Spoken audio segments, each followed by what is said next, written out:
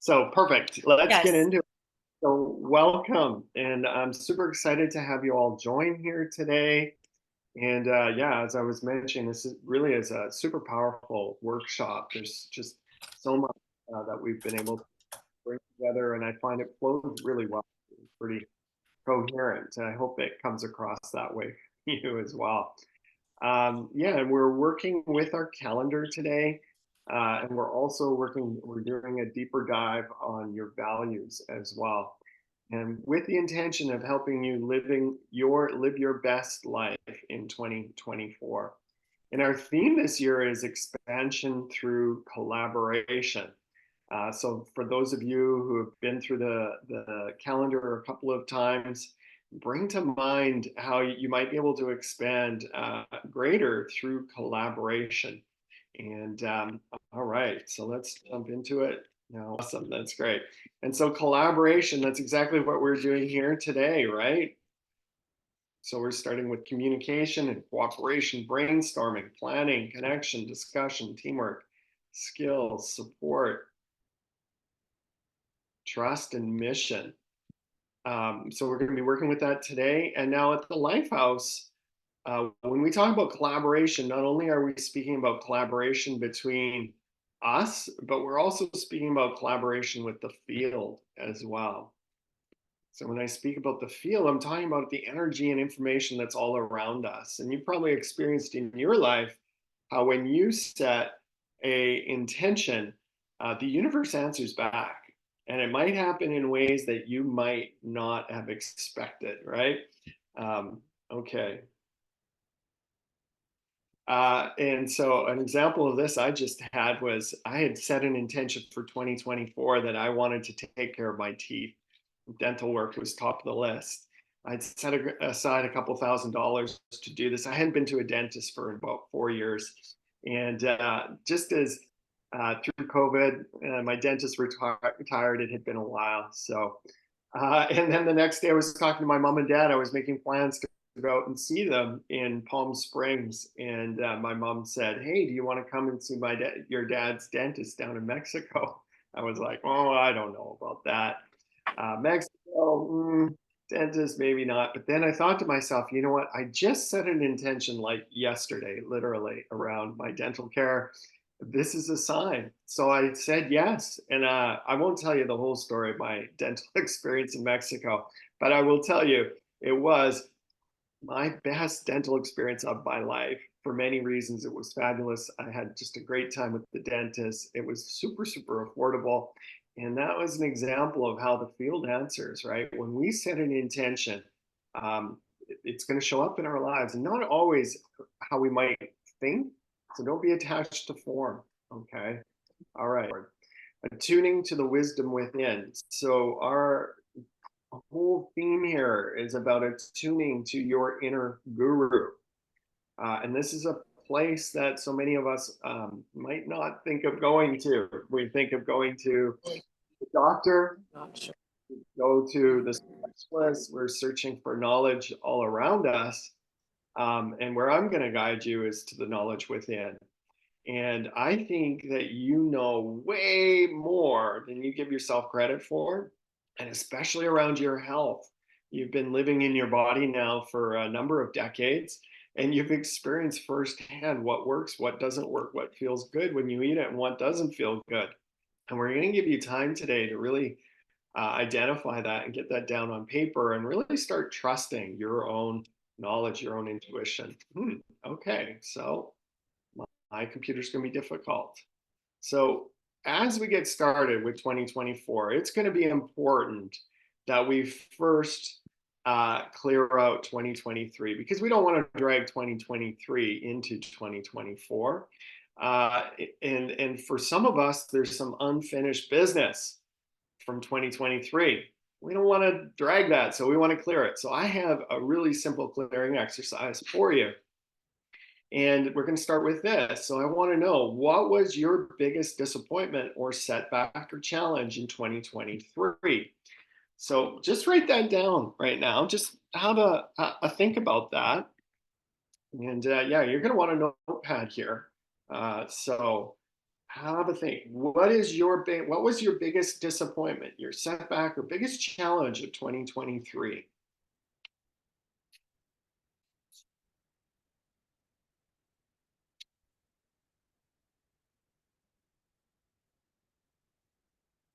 Good stuff.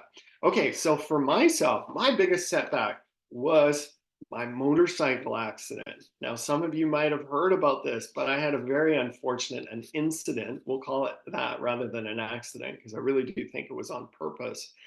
But I had an incident with my motorcycle where I actually lost control of my front wheel going quite quickly down the highway. I had to brake really suddenly as I came across an unexpected traffic jam as I was entering, I guess, West Vancouver, coming from a very long ride through the back country. I was going too fast for the moment, lost control of my front, went down. Oh boy, what a horrible experience it was.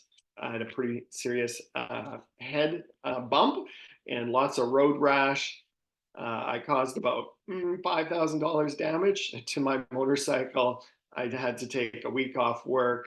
I had to go back to work rather slowly, meaning I wasn't seeing as many people for the first while back. Now, to the untrained mind, I could dwell for the rest of my life about how I did that and hang out in shame, right?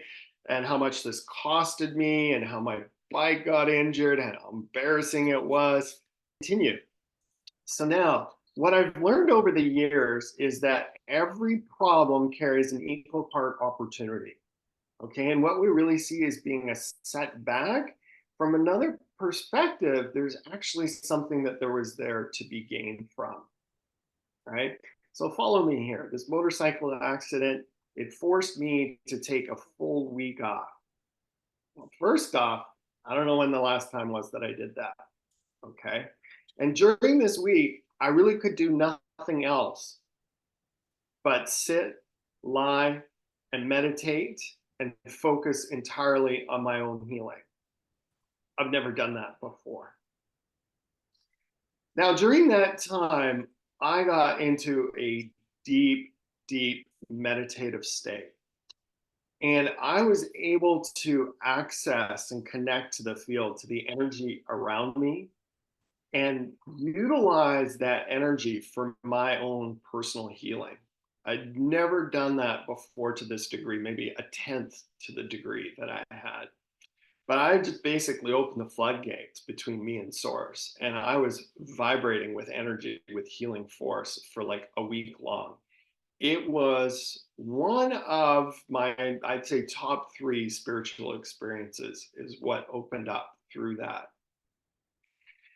Now, that also opened a door that has greatly impacted how I'm able to practice as a chiropractor.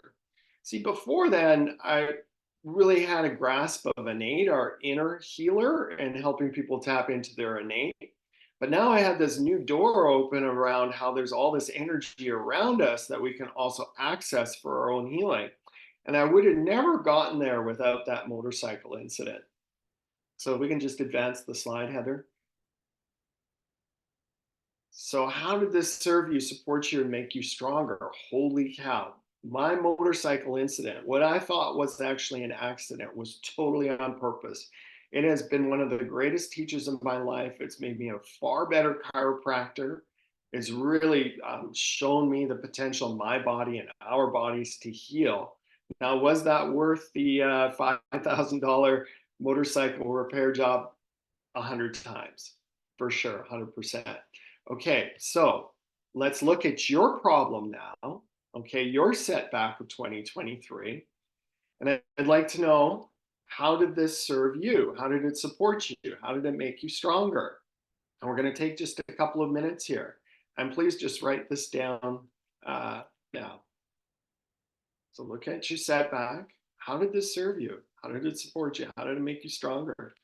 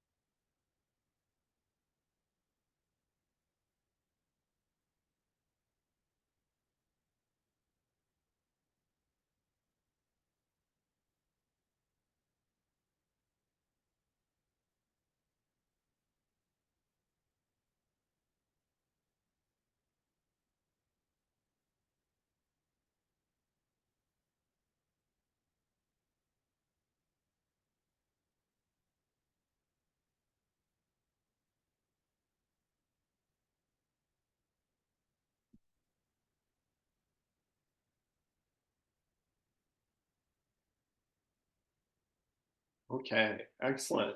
So you guys all got to start with that. I'd like to leave you with that exercise as well. Maybe later tonight you can circle back to it and journal and really dig deep with it. And I'm going to suggest that you want to get to a place where you feel truly grateful for what happened in 2023, for that setback or that disappointment. And if you go deep enough with this exercise, you will get to a point where you're going, oh my, the universe works in perfect order. There are no mistakes. My motorcycle incident, that wasn't an accident, right? That was happening on purpose to help me experience firsthand the powers and potentials and how we're connected to this incredible energy all around us and how we can heal at such a profound level. I would have never gotten there without that moment, right? And so you can journal and really dive deep with that later as you're collapsing, the polarity, the charge that you have around some of the setbacks. Okay, if there's polarity, meaning negativity and there's shame and all that pull, you're going to be right hooked back into it. And the way to collapse that is by looking at the positive outcomes, the benefits that you got as a result of that. When you do the work fully, you'll get to a point where you come to neutrality, where you're just recognizing that life works in perfect order, not some of the time, all the time. Not just for some of the people, but for everybody, including you. Okay, we can advance. So this is, we're unveiling your unique recipe for holistic health. Okay, and we can advance that. And so these are the elements that we're going to be working with today. Yeah, and at first glance, this might seem like a lot. Maybe in some ways it is, but we're really looking full spectrum of your whole health, of your whole being. And as you work with it, you'll recognize how they really layer up one on top of the other. They really reinforce each other. So as we go through it, you can watch for that. And our goal is that we're going to be looking to weave this into our everyday. For me personally, this list began first as a homework assignment some 18 years ago from a chiropractic coach of mine. I was just new from chiropractic college, new in practice. And he said, young man, if you're going to be a doctor and lead people in a healthy direction, you're going to first need to know what health is yourself. Well, it's coming from chiropractic college where beer and pizza was one of our food groups. I wasn't so clear. I certainly wasn't living a healthy lifestyle myself. So this was a process for me that I went through. And first, I created a top 10 list. It was just a simple handout. And then that top 10 list became a workbook. We still have that book around the office. You can have a look at it at some point. And then it later evolved, and that was really through my work with Dr. Tom Preston, who he took me on a deep dive, an interpersonal reflection, and really helping me get clear on what my purpose was, what my purpose is, what my values were. And I realized just how important that is, not only to my own journey, but also to the people that I work with as well. And so then the material expanded and we added the reflections and visions as well, which is the final chapter. And yeah, so let's dive into it. So I'll give you an example here in regards to, maybe we'll just back up one second here. So I'll give you an example around the importance of purpose. So most people, when they come to see me in the office, they are not coming to see me because they value their health and they want their health to improve. Now might seem kind of weird to hear, but it's true. They're coming to see me because their health is interfering with their golf game, or their health is preventing them from being able to get on the floor and playing with their grandkids, or it's interfering with their focus and their performance at work. Do you see where I'm going with that? Right? So it's how health impacts what we value most. That's what brings people to the chiropractic office. right? So then realizing that, I thought, wow, what if we were to put our purpose really in the driver's seat, right? And that's what we're going to do today. And that's why it's so important to first get clear on your purpose, because that's the rudder. That's what's going to call you forward in all of this work. Okay, we have some themes for our work today. We're going to go to the next slide.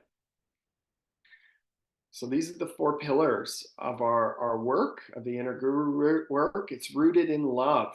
Okay, we're utilizing the power of love to foster your holistic health. And so by rooted in love, I'll meet people in the gym who are there, they're motivating themselves more out of shame or out of almost self hatred. Some people will do that, where they're using that as a motivation factor. Do you understand what I'm saying? Right. And it's even common in some health and wellness programs to really utilize that as a motivating factor.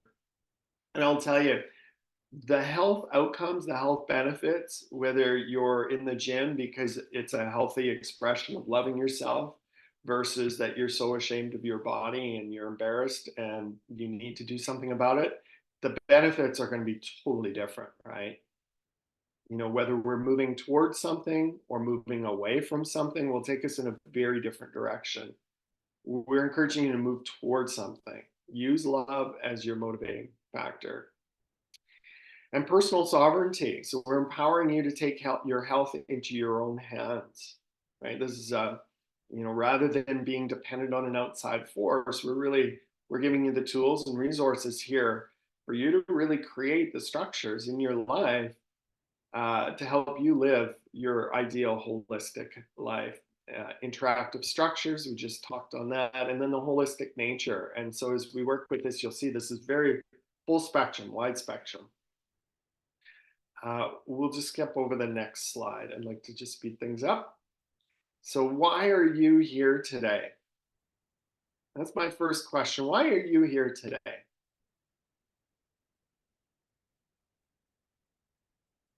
I didn't think that. We threw out the invite for you to show up, and you said yes for one reason or the other. And I'm curious, what is that? Why was that? And this is a hint to your values. All right. For some of you, it's like, man, you've been in a rut and you want to get out of that rut. You want to get back to living life and get out dancing and make new friends. Awesome. I know my mom and dad are on the call. I think they joined because they love me. They want to support me. That's a hint too, though, around your values, family, support. Okay. So why are you here today? Let me write that down.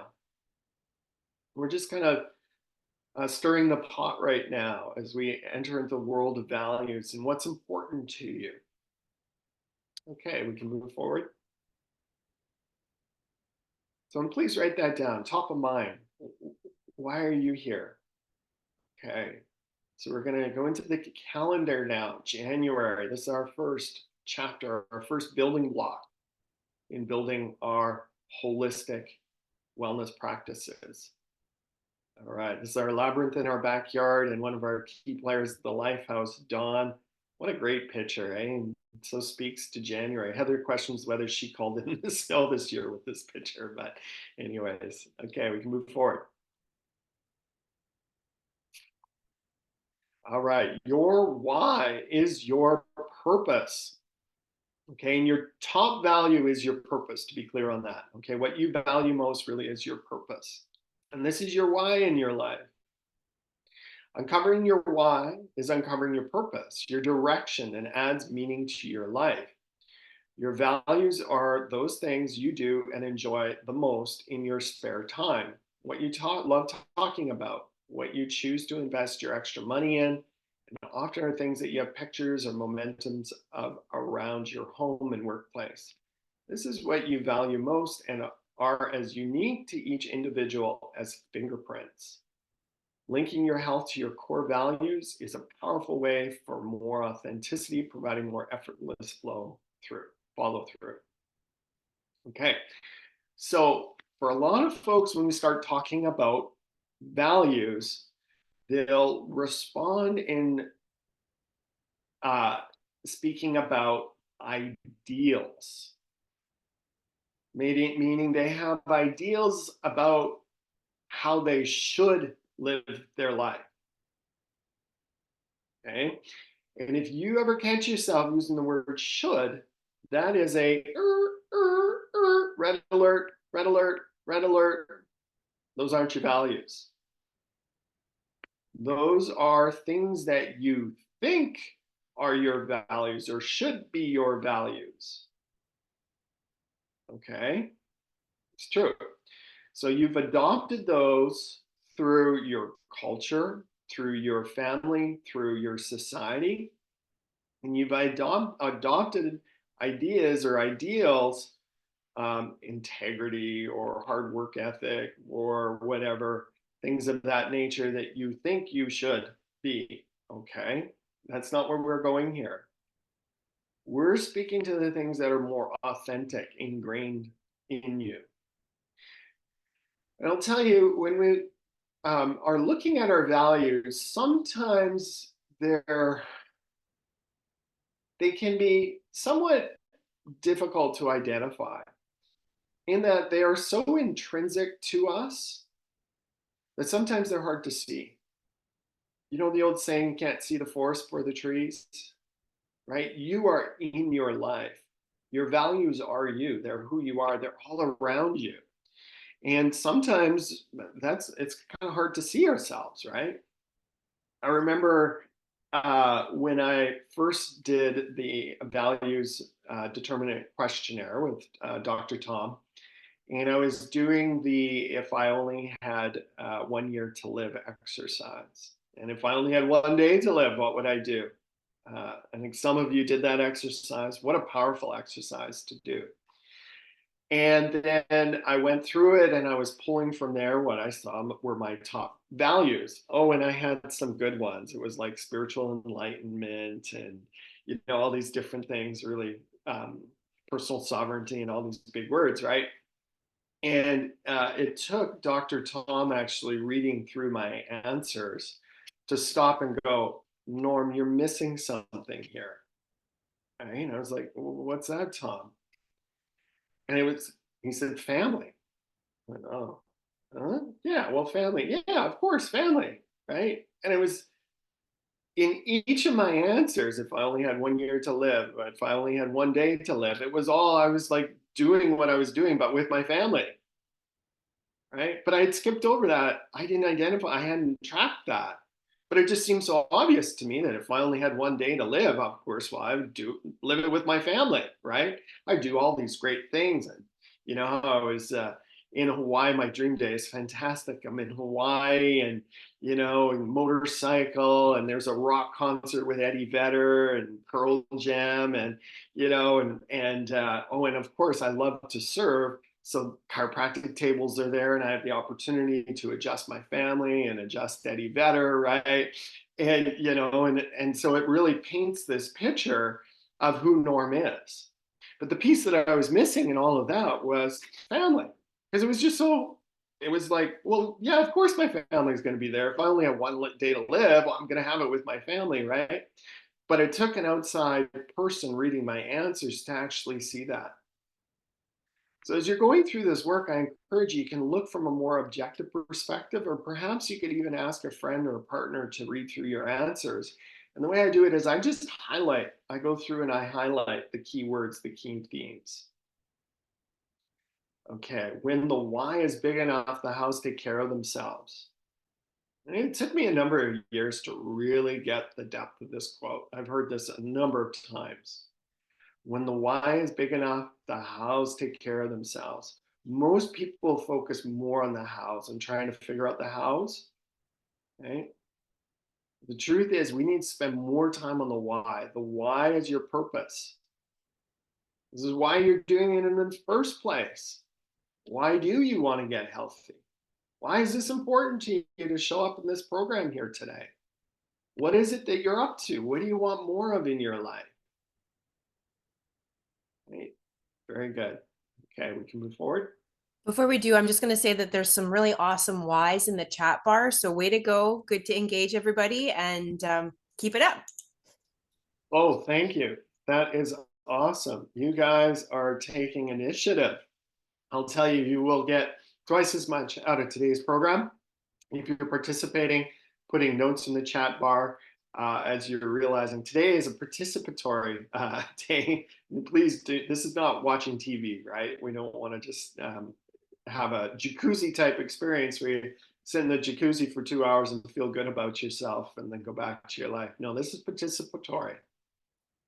Okay, looking for direction. So if you're looking for direction, look to your purpose.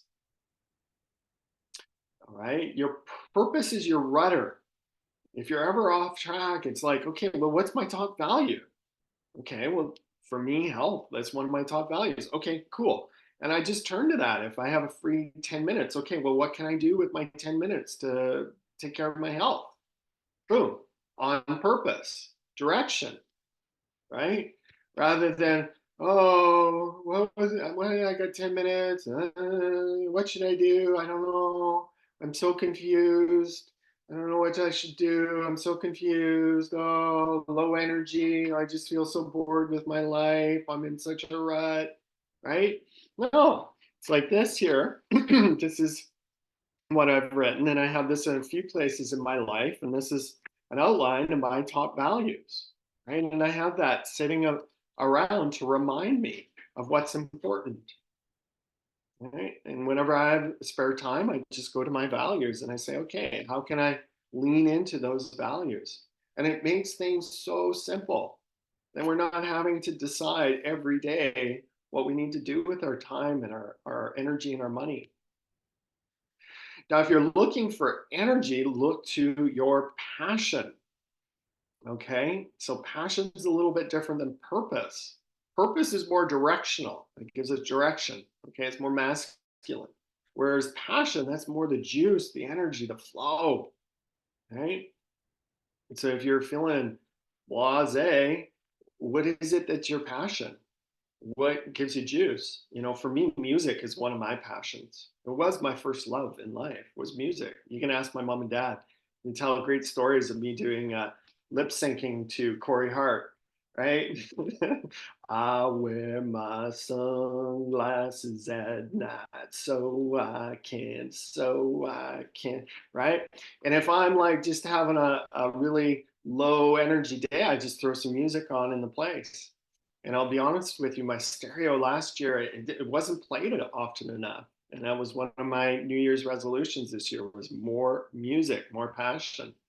So with your notes there, write down what gives you energy, what fills you up when you do it. Movement, dance, music, creativity, art, maybe connecting, helping others out, being of service, getting out in nature. Maybe you've got arts or crafts that really gives you energy. And you want to be clear on that and have those as go-tos that you can do regularly throughout your day, right? To fill you up. Awesome. All right, let's move forward. All right, so we're going to go through these 13 questions again. Now, I recognize that for some of you, this might be a repeat or a refresher, and I want you to know every time you go through these questions, there's an opportunity to gain further insight. I was just listening to Dr. DeMartini this morning as I was preparing for today's call, and I got a huge hit around the area of which question was that? What inspires you the most? I was like, oh, I was thinking back and a time that I was just so moved by some of the people in the movement they were creating. I was like, wow, what a great insight. So every time we go through these questions, there's an opportunity for you to see yourself from a new a lens, because we're new every day, right? And we're going to see things clearer. So if you've already done this, do it again. See if you can pull out some others. Okay. And if this is your first time going through it, just allow yourself to answer what comes top of mind. Okay. And if you're stressing and you get narrow focused with this, you're probably not going to see it. You actually want to just relax and open up and just to see yourself, imagine yourself, to see your home and to observe yourself through different scenarios and in the past and whatnot. And then just jot this down. We're going to go through this fairly quickly. And we're looking for a one, two, and three. Okay, one, two, and three. So, what do you fill your primary personal or professional space with most? Okay. So, what's in your environment? Maybe you've got photos of the family all over the place, right? Maybe you have pictures of nature scenes and of your dog, right? Maybe that's up in your environment. Right. For me in our workspace here, boy, oh boy, we've got just all sorts of different tracking systems and, things around health. And, I really learned through going through this process this year how my health is becoming a higher value all the time. It's all around me. Right. But on first glance, oh, well, yeah, of course, I'm just a chiropractor. And that, well, I'm a chiropractor because I love health. Health is important to me. That's a high value, right? So again, I could easily just glance over that and say, well, it's just what chiropractors do. But recognize there's a reason why I'm a chiropractor. That's because I value health, right? And so, what do you feel in your personal space, in your environment? Are there books around? Are your shelves full of books? What kind of books? Right. What else is in your space?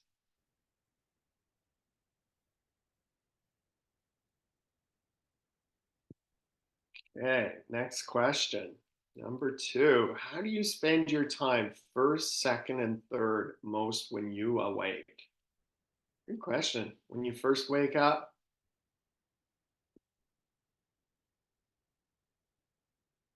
where do you go to? What do you look at? There are some things you do every day. Write that down. Let's see where that leads us. Right? And even if it is coffee, right? Then what is it in the coffee? What is it in your time with your coffee that you're really getting out of it? For some, it's their time of contemplation. They just get to sit and really be with their life. Maybe that's more like a meditation for you. Interesting.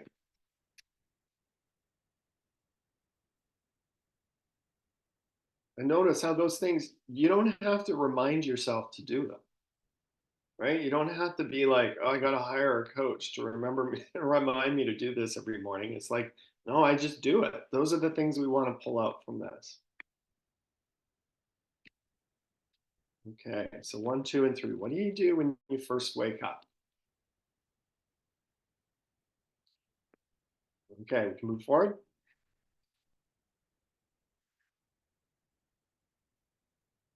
Question three. How do you spend your energy most and what energizes you? So, what do you invest your energy in? It's a little different than time. This is more around your energy. What are you really enthusiastic about? What do you invest a lot of focus, brain juice in? And what energizes you? When you've been at it for a half hour, you come away like really energized. And for me, yoga, man, when I'm in my yoga class and I came out afterwards, it's like, woo, I feel pumped. I feel great. I feel refreshed. I feel confident. Like, yeah, so glad I did that.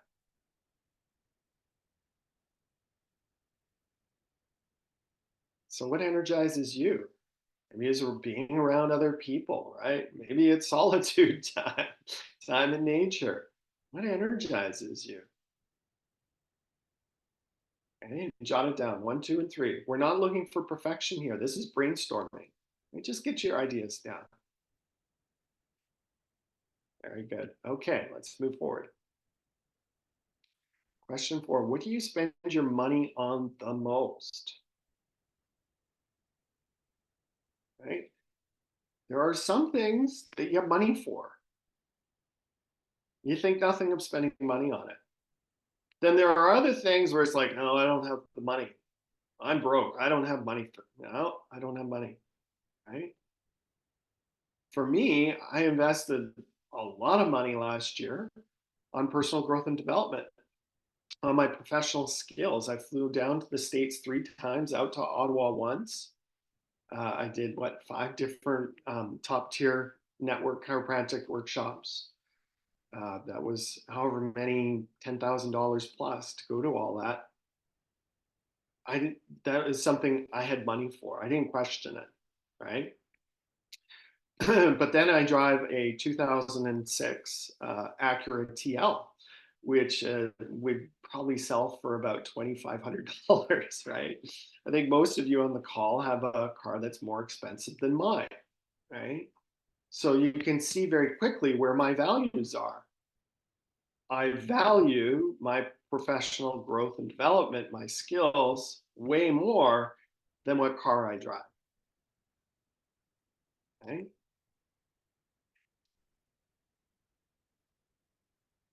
So where do you have money for? What things did you invest in last year? Good things to reflect on. Maybe there's some incongruencies there too, where you're investing money in things that aren't of value. You might want to note that too. Okay, so 1, 2, and 3.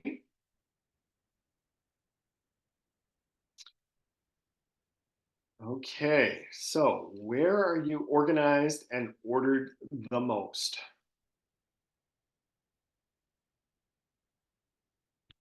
All right, so where is it? I've been in some people's craft rooms where their yarn is all color coded, man. It is like perfectly laid out. Their craft paper, it's all sorted, color coded, amazing, right?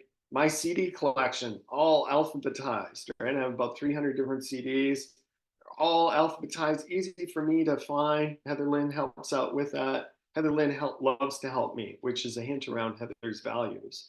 All right. Excellent. Where are you organized? There might be lots of areas of chaos in your life. Sure, got it. And then there are some areas where you're like super, super ordered. Maybe schedule, right? Where it's like, okay, every Tuesday and Thursday, I go see Dr. Norm. I'm super organized. I never miss that appointment with Dr. Norm. That's a hint to your values. You're super organized there. There's a lot of order.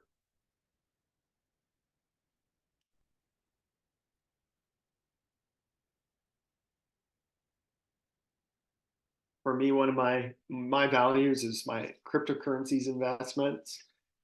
I love the new unfolding of money and the idea of personal financial sovereignty that excites me. I'm disgusted by the corruption in our fiat world. And the idea that we can be our own bank is so exciting. And for me, I have Excel spreadsheets all tabulated with my different cryptocurrencies and projections and their upcoming releases and everything else. I mean, and nobody has to remind me to watch cryptocurrency videos. You can ask Heather Lynn. It's just something. If I have a spare extra 20 minutes, I'm into it, man. It's like, what's the newest release? I want to find out. And it's like, wow, this whole decentralized world is way more than just money. It's about decentralizing things and not having these central organizations like Facebook that rule our world, right? Man, we could do this in a decentralized way, which is so much more honest and right for the people. So, where are you organized? Where are you structured? Where are things laid out? Maybe it's in your food, your pantry, right? Okay, let's move on. Okay, where are you most reliable, disciplined, and focused? Where are you most reliable? Where do you show up? Where do you never miss an appointment? Where are you like always on? Disciplined and focused. I'll just circle back again, watching my cryptocurrency videos. I'm like super disciplined with that, super disciplined. I would never actually consider it to be actually disciplined though, because I just do it because I love getting the updates, right? I pour myself a bath and then I, pull up a YouTube video and it's like, I would do that easily 5 days a week, right? I'm super disciplined with it, but it doesn't feel to me like I'm disciplined with it because I'm doing it just because it's what I value. You see where we're going with that? And that's where it's a little tricky at times to spot these things. It's easier to see the things, oh, I should be more disciplined about going to the gym, right? And it's like we can see that very clearly, the things that we're missing and we should be. Again, those are the ideals, right? That's you living your life according to somebody else's ideals. That's not where we're going here today. We're wanting to uncover more authentic, your authentic nature and what is important to you. So, where are you reliable? What can we count on you for? Right? And many of you on this call, you show up regularly for your chiropractic appointments. It's amazing. And with my recovery from my motorcycle accident, I had the opportunity to go to a chiropractor, kinesiologist, and a physiotherapy as part of my rehab and my recovery. And I realized through that how much of a commitment going to 3 appointments in 1 week is. Oh my goodness. And I know many of you on this call have done that to come to the Lifehouse 2 or 3 times a week. I'm like, I have so much greater admiration, appreciation for my clients now after going through all this. It's a heck of a commitment to organize your life and to, show up, once a week or whatever it is on time and to make your payments for that.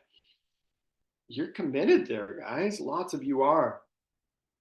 Okay, let's move on.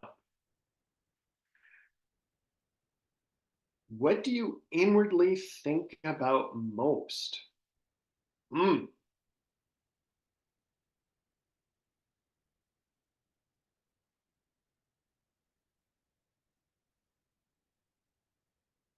So it's just you and you time. When you've got some time to contemplate, to think. What do you think about? You think about your family. Do you think about the renovations you'd like to do? Do you think about the workshop you'd like to host? Do you think about, I don't know, partner and intimacy? What do you think about?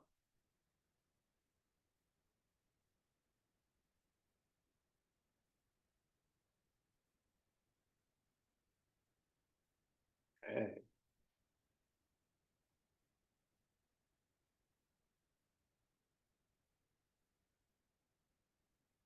Question 8, what do you visualize and then realize most?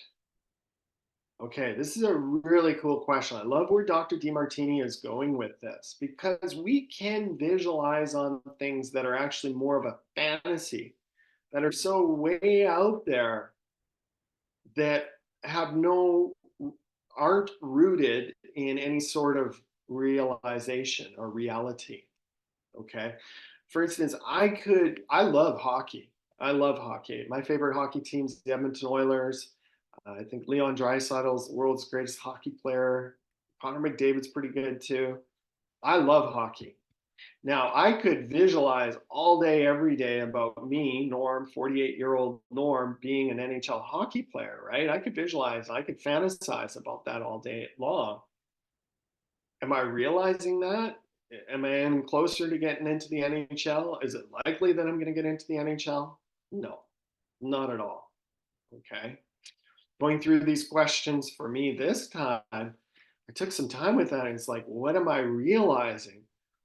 Holy cow, this last year, I had been given so much opportunity to contribute on a larger level around health policy, health politics. I keep getting asked to the table to contribute. So much so that like my cup is runneth over. I mean, I am just, whereas 3 years ago, it was only a visualization of I would like to contribute to health policy. Okay, that was a visualization for me where I wanted to step into greater impact in our world around how we're governed as chiropractors. That was a visualization 3 years ago. And now today that's being realized where I'm being invited to the table. So that was like top of my list there. It's like, wow, this is really coming true. So in your life, look to see where are you visualizing. Now, some of those are just fantasies. We're not going to pay so much attention to that. What we want to look to though is where is there hints of things coming true, of realization. Okay. That's an indication that it's an alignment for you. One of my spiritual teachers, she said, the easiest way to manifest something is to intend on manifesting that which wants to occur. Let me say that again. The easiest way to manifest something is to intend on manifesting that which wants to occur. So the first step is like really getting in aligned of like, what's the highest good for all? What's my highest good? And not some fantasy way out yonder. It's like, no, let's get a little bit more rooted in what wants to occur, what is happening. Okay, we can move on. Awesome. What do you internally dialogue with yourself about most? Hmm. Yeah. So what do you talk to yourself about? What do you try and psych yourself up about? Now, that's a good question for you, Karen. Right? What do you like kind of try and okay, I want to get better at this. I want to build my confidence. I'm going to really tackle this today.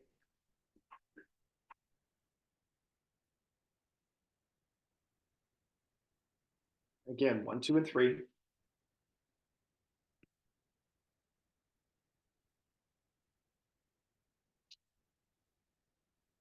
And some of these questions you might want to take into your life and contemplate over the coming week or weeks, and just periodically through the day, just come back to the questions. And, when I first did this, it was probably a month-long process that I took with it with Dr. Tom, and I just observed myself and then come back to the questions and I jot down one or two more ideas and then go back into my day. And then at the end of the day, go back to the questions and jot down one or two more. Okay. All right. So let's move on. Question 10. What do you most talk about to others in social settings? That's a good one. Yeah, you tend to like to hang around folks who have similar values. And then when you're around those people, your conversation just naturally goes there. So what do you talk about?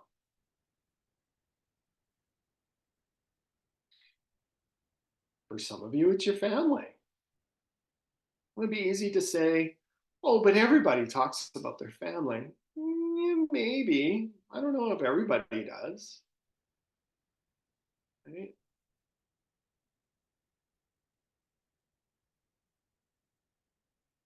When you naturally have things to contribute to the conversation, what do you get excited to talk about? Even you introverts, right? That would be a good clue. If you're more introverted and you're in a social setting and it's like, and you notice yourself coming out and really talking about something, whoa, there's a breakthrough there. So what was it, right? What was it that, gave you that permission and the energy to really come out and to be talking? Okay. What do you most talk to others about? One, two, and three.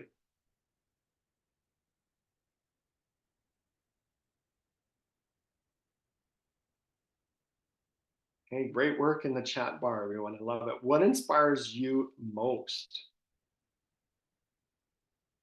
So, what inspires you most? Yeah. Hmm. So, what brings a tear to your eye? What do you just feel moved about? For me, I love watching documentaries on Martin Luther King or Nelson Mandela. Oh my goodness, that inspires me. Not to get political on you, but I also remember a couple of years ago when the truckers formed their convoy and they drove across Canada and made their way all the way to Ottawa. I watched a lot of that and I just sat in tears. I had tears just running down my eyes. At that point, it had been a year and a half where I felt like, one of the only people in the world who had my views. And I felt like I was going to have to give up my career and move to another country. And then finally, these people made a stand for us. And it was like, wow, the bravery. It was so inspiring for me. Now, I recognize that not everybody on this call has those same values. Okay. But what I'm sharing here is what's personal to me to help to spark in you a recognition of what's important to you. Okay. What brings a tear to your eye? What moves you? What stories move you? Again, one, two, or three.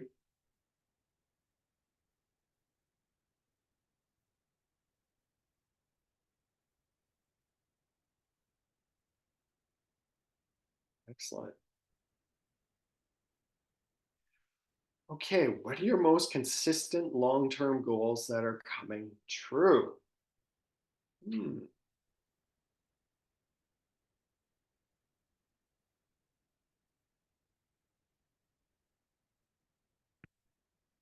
Yeah. So for me personally, I began walking on my dad's back when I was like 6 or 7 years old. So I began my hands-on healing, my feet on healing at a very, very young age. Incredible, eh? And so that is something that has lived with me since I was 42 years now. That's been a rudder of mine, wanting to develop my skills as a healer, to help others, to relieve suffering. And that's been a top priority for sure. And it's coming true. I see it every day. I see the opportunity of helping others. How about for you? Karen Warwick, I know you have a couple of long term goals that are coming true this year. Fantastic. Those have taken you years to kind of let formulate and build and develop. Karen has written a book and she's doing a big book release this year. She's on podcasts and she's the opportunity of just helping hundreds and thousands of people this coming year. How exciting. And it's coming true. What's coming into fruition for you?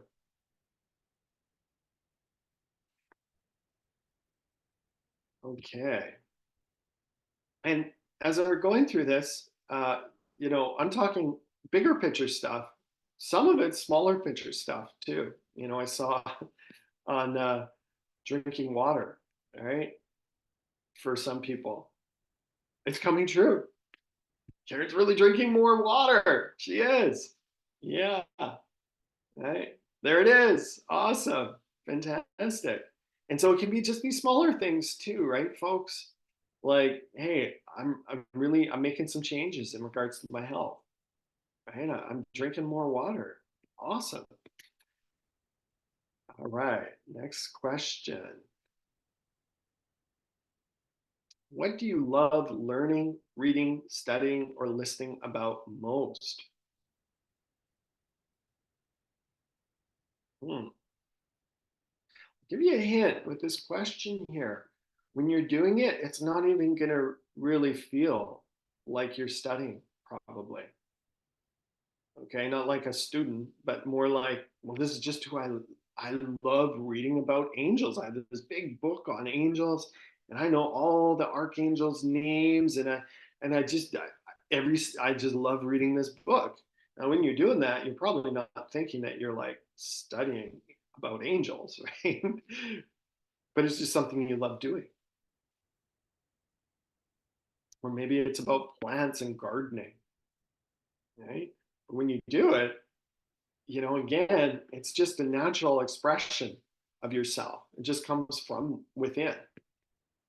See, that's authenticity. When we're tapped into authenticity, we're going to be moved by inspiration coming from within. That's different than motivation. Motivation is an outside force. Any of you are looking to be motivated. That's where you're going to constantly be needing some outside force, an outside coach or somebody outside of you to try and egg you on, to encourage you, to remind you. That's exhausting, right? Rather than helping you get tapped into what's authentically right within you and what just naturally moves you. That's going to happen way more effortlessly. It's going to just come as an upswell and you'll be moved by inspiration. Very good. Okay. So, next step, we're taking you on a journey here. So, we went through the 13 questions. Those are Dr. DeMartini's 13 questions. And he has spent a lifetime researching this. He is one of, if not the world's top leading expert on values. And for those of you who've had more time, you can also do this through your dream day exercise and through your, if you only had 1 year to live, if you only had 1 day to live, what would you do? There are hints within there as well as to what your values are. And then what you're going to do is you're going to go through, if you've already done the 1 day to live, you're going to highlight the main themes within there, okay, along with the 13 questions. And we're going to tally this up and the number of times that each one of these were referenced. Now, this is going to take you a couple of minutes to do. Okay, it does take a bit of brain juice. So I'm going to actually be quiet here for a few minutes. And in that time, when we get back, I'd like to have at least your top 3 values that you've identified. Which one's the most reoccurring? Okay, which one's second and which one's third? At least that. Okay, we can get that far. And so yeah.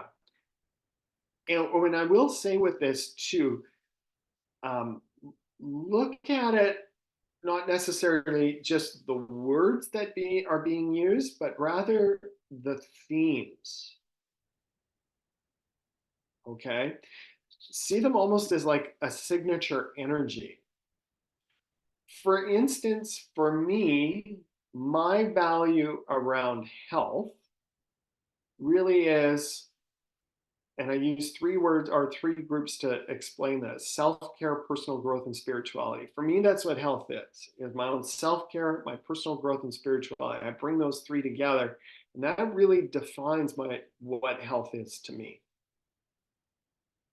So you can use a couple of words or maybe even string 2 words together to define what that signature is, that value is.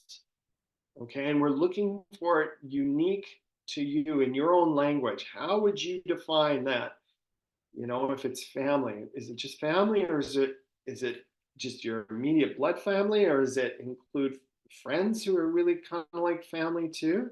Maybe there's another word for that. Maybe that's your tribe, your spiritual tribe, or I'm not sure what that might be.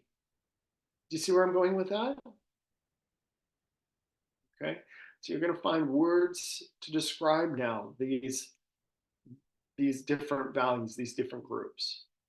And if you can, as succinctly as possible. And I'll give you a couple minutes here.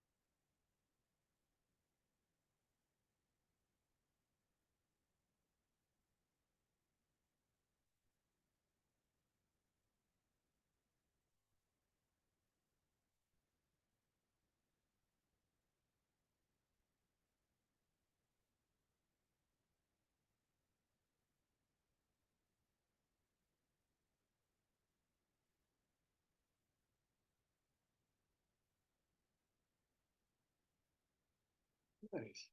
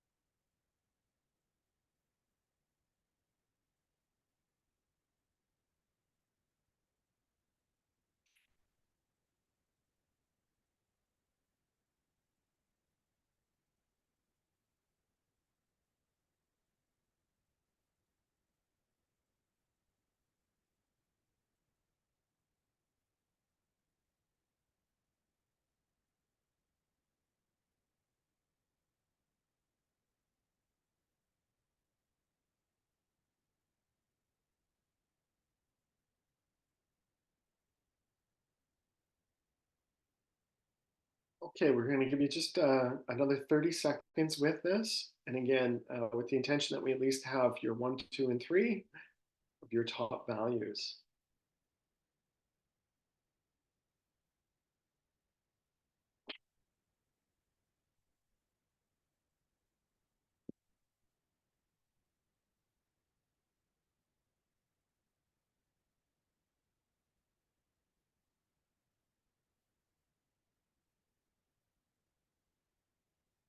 All right, let's go for it.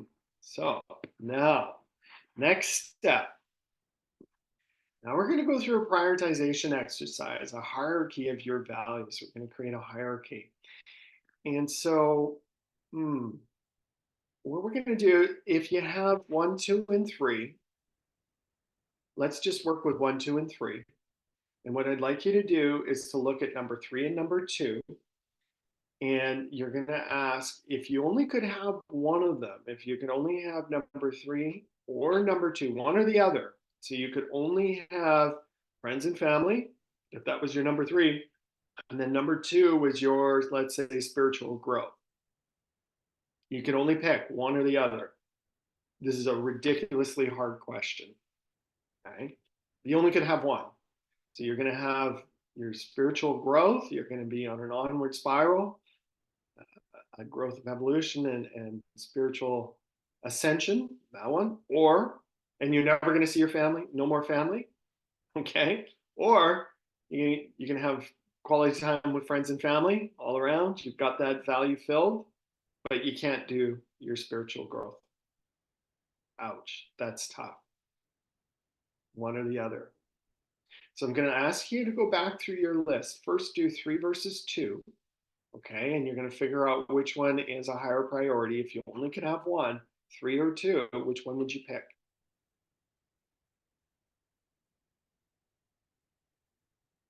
Okay, and then once you've done that one, then you're going to go 2 versus 1. So if you only could have one,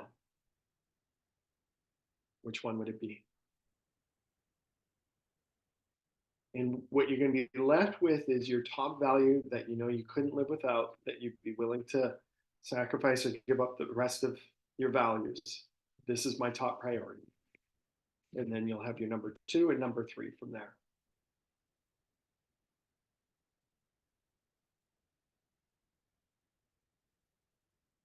I remember when I first did the prioritization hierarchy exercise with a coach of mine, Jane Bernier. I groaned so much. It was so difficult. I was like, oh my God, no, oh, I can't give up that. Ah, no. But as I sat with it, I did come to terms with it. No, I guess, yeah, I'd be willing to, there's no way I'd be willing to give this up, right? This is definitely my top priority. Right? Whereas the other one, as difficult as it would be to give up, I would still survive. I would get by. I could see my life through without it. Okay. Awesome. So at this point, you should have a top value, second value, and third value. We went through quite a journey there to get you to that. And that journey probably, hopefully, will evolve over the next coming days and weeks as you go back and reflect on this practice here. Okay, so next we're going to go into the calendar and we're going to flip to the first chapter of the calendar. And so, with all that work that we just did, we got clear on your values. You also got a hint on your passion. Remember, January is our purpose and passion month. Okay, and there's going to be room in the calendar that's going to look like what you're seeing here with January. Okay, it's going to look like this. And we're going to have time right now to write on the side some intentions and goals. Okay.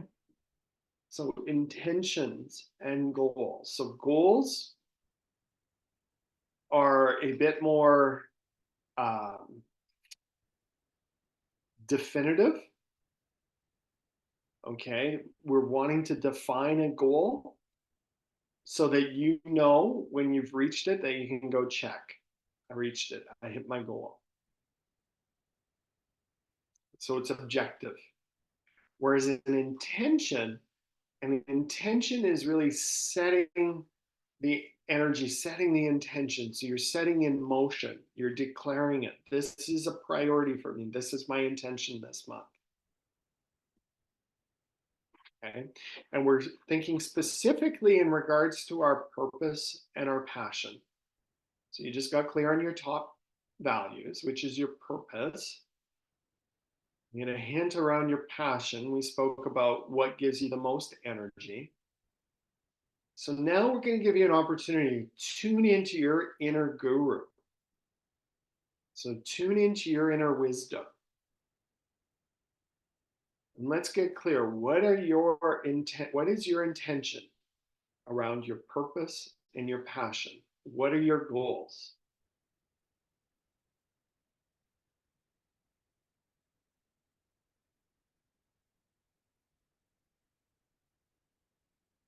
And I'd like you to write down at least one, maybe two things here. And maybe through this exercise, you realize that, man, you have, just been neglecting what's most important to you. You haven't been making enough time or space for it or investing in it fully. So how would you write that as an intention around your purpose? I will spend more time with my family and friends. I'm going to call once a day, I'm going to make a phone call to one of my family or friends and tell them I love them. Right? That would be a goal.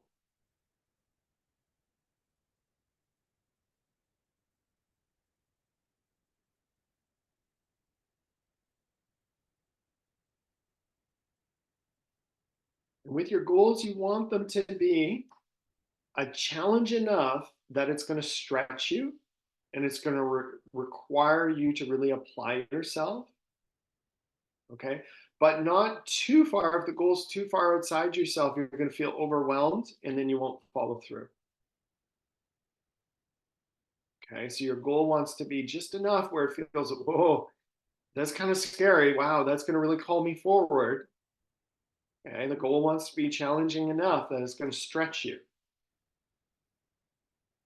but not too far out there that you're just going to go into overwhelm, that you're not going to know how to get started with it.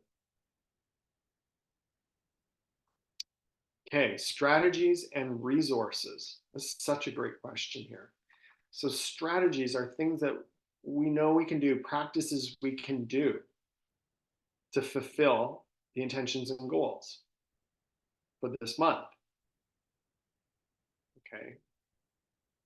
Resources are things that you can utilize, that you might have around, maybe people or friends who can help you in regards to your values.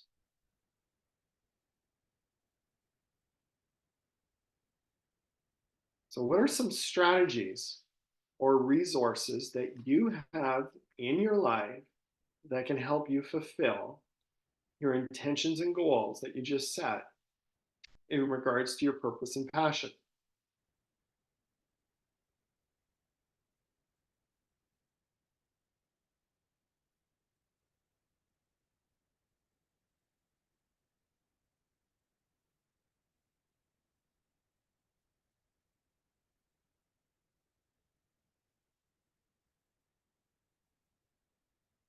Excellent. Okay, and then there's room at the bottom for outcomes and successes. So that's where you want to track things and identify when you are making progress. You want to stop and make note of that. Okay, and then look to see what was it that had you create that success? What went into it? It's easy when we're on a roll to just kind of be in the role and to be, making the successes, but then we don't necessarily outline that or document it. And then we can go off track, and 2 weeks later we've totally forgotten that, hey, we were on a roll and we were doing things really well there for a while. And so that's where we do want to document our successes along the way. Success leaves clues. There's clues in your successes as to what made it work. So by taking time and jotting that down, you're going to be able to tease out the clues of what created the success in the first place. And also, it's really a healthy thing to acknowledge yourself, to celebrate yourself. Okay. Many of us on this call are so good at belittling ourselves, being hard on ourselves, looking at where we fell short, what isn't going well. Well, we've got to practice the muscle of acknowledgement, not only of others, but also of ourselves too, and where our own wins were. And even if it's just the little ones, hey, I drank 2 liters of water today. Awesome. Write that down, right? Success. Good stuff. Specifically around your purpose and passion. For some of you, this might be a whole new conversation. And so just getting through the 13 questions, hey, that was a success. Right. Well, I have some idea right now. I've got my values identified. I don't have the hierarchy yet, but hey, that's a success. Okay. Good stuff. Okay. So we can move on. All right, so we're flipping into February, which our focus here is our core, which really is about our nervous system, our brain, our spinal cord, which is our main energy conduit that moves through us. Now, my voice, I'm getting a little tired of hearing my voice. I'd like to hear some other people's voices. And so I'd love it if we could take turns. We're going to read one of the chapters. And so what I'd like is just for one of you to take your computer off mute. And you can do that by just scrolling across the bottom on the bottom left on computers. There's a mute button. And if you can take yourself off mute, we'd love to hear you read through this paragraph here. Who would like to do our first one?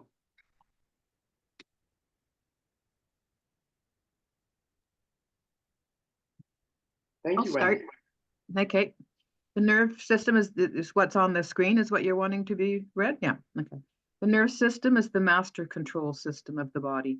The brain and spinal cord are the main switchboards of this system. The spinal cord is the main conduit of energy. Being entrained regularly allows for optimal communication and ideal energy flow between the mind and body and mind. Yay, thank you. Awesome. True. And so why we make this as our second most important essential here is not just because I'm a chiropractor, but because this is really the source of life, is your nerve system. All right. You can live for a few minutes without oxygen, right? You can live for a few days without water. You can live for a few weeks without food. Without your nervous system, you're dead in an instant, right? Somebody who has a nerve system injury, spinal cord injury, dead, right? Now, there are a number of ways of nourishing your nerve system. Getting adjusted or trained is a very specific, high quality way of optimizing your nerve system function. So too is touch. Touch.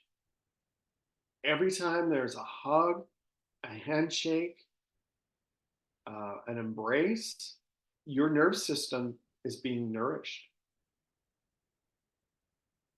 Okay. Yoga, for instance, is a great way, movement is a great way of adding input to your nervous system.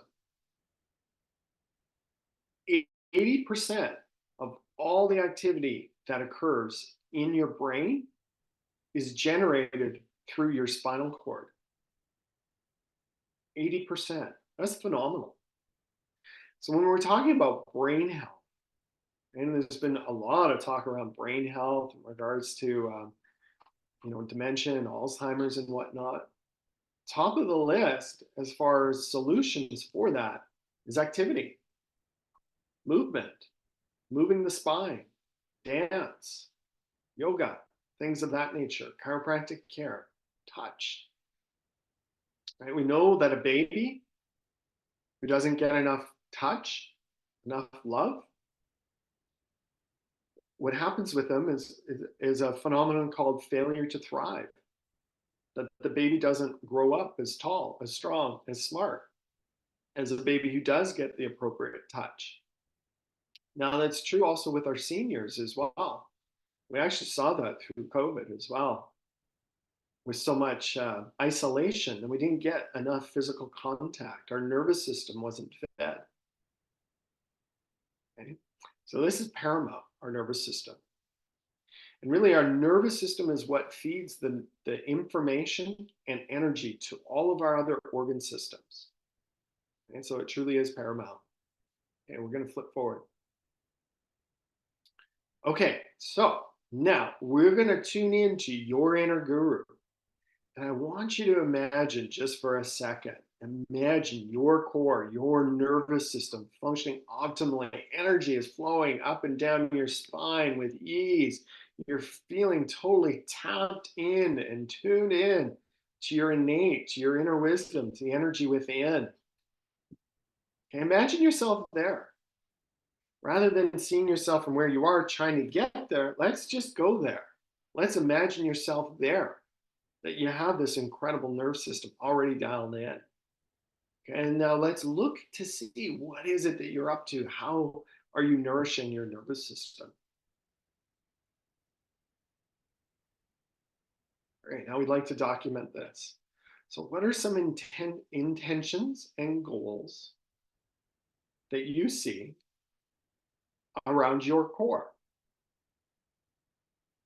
Okay, what are some goals? Maybe it's to add daily stretching. Maybe it's to see your chiropractor more regularly. Maybe it's to go and do yoga regularly. Maybe it's to offer more hugs, more self-care too. One of the things I'll do for myself is a sesame seed oil, raw sesame seed oil massage. Okay, full body massage and just lather myself up in oil and just love my body. That is so nourishing for our nervous system. So what are some intentions and goals?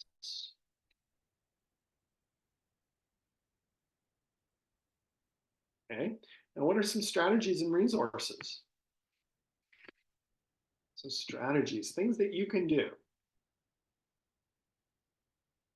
perhaps at home or in community, to nourish your core, your spine, your nervous system.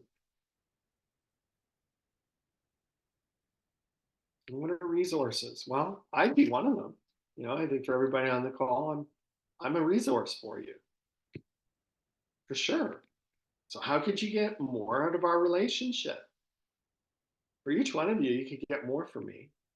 Ask me more questions, shoot me an email, right? Ask for book recommendations or whatever it might be. And how could you get more out of our relationship? What are some other resources you have? Maybe you have a friend who's been asking you to go out for a walk ongoingly, and you're like, that's a resource, right? Maybe you have somebody who's like a health advocate, a health nut in your life that whoa, I'm going to steer my ship into that person. When I'm around that person, I am naturally drawn to a higher state of well-being. That person just challenges me.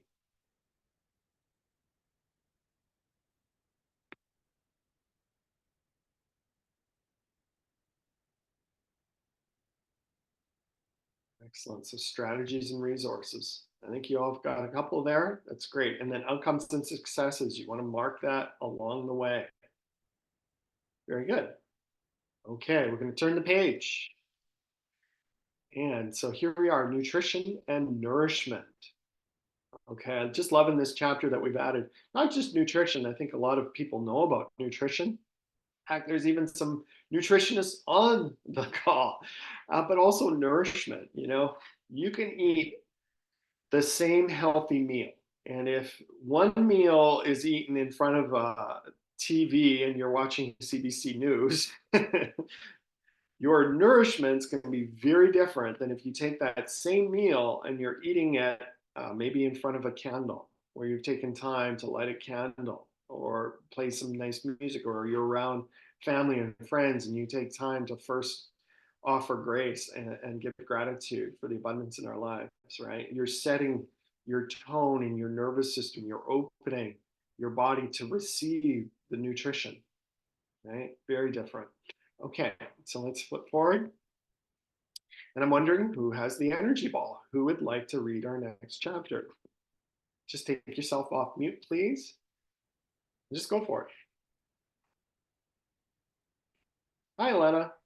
Hi. Nurture yourself with whole, fresh, and vibrant foods. Simple tips to follow. Happy foods are those that rot quickly and have a short list of ingredients with words you can't pronounce. A great question to ask yourself before eating. Is this going to clog me or cleanse me? Yeah, good one. There are billions of dollars invested in the food industry.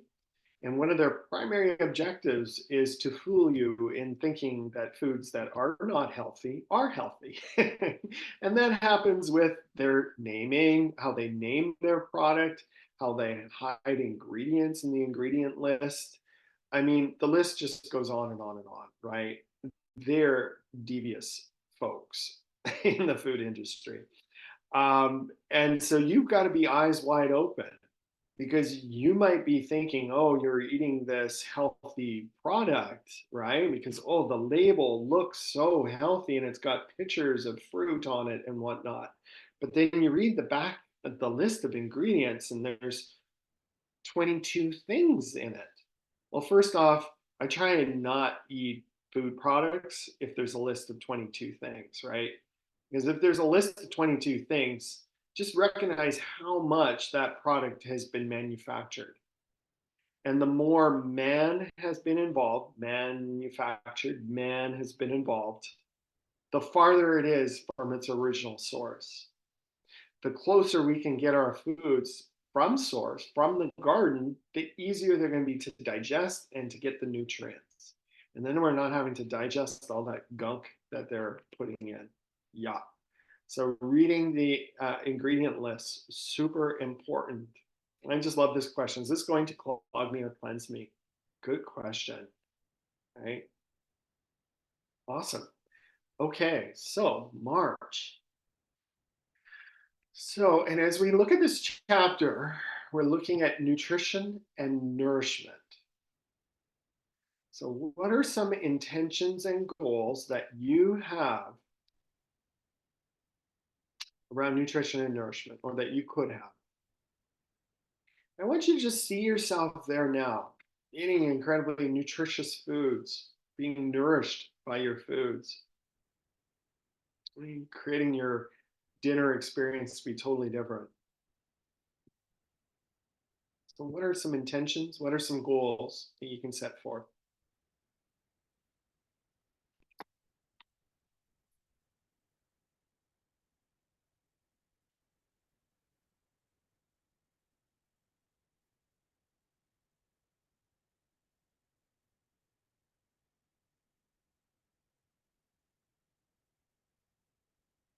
Excellent.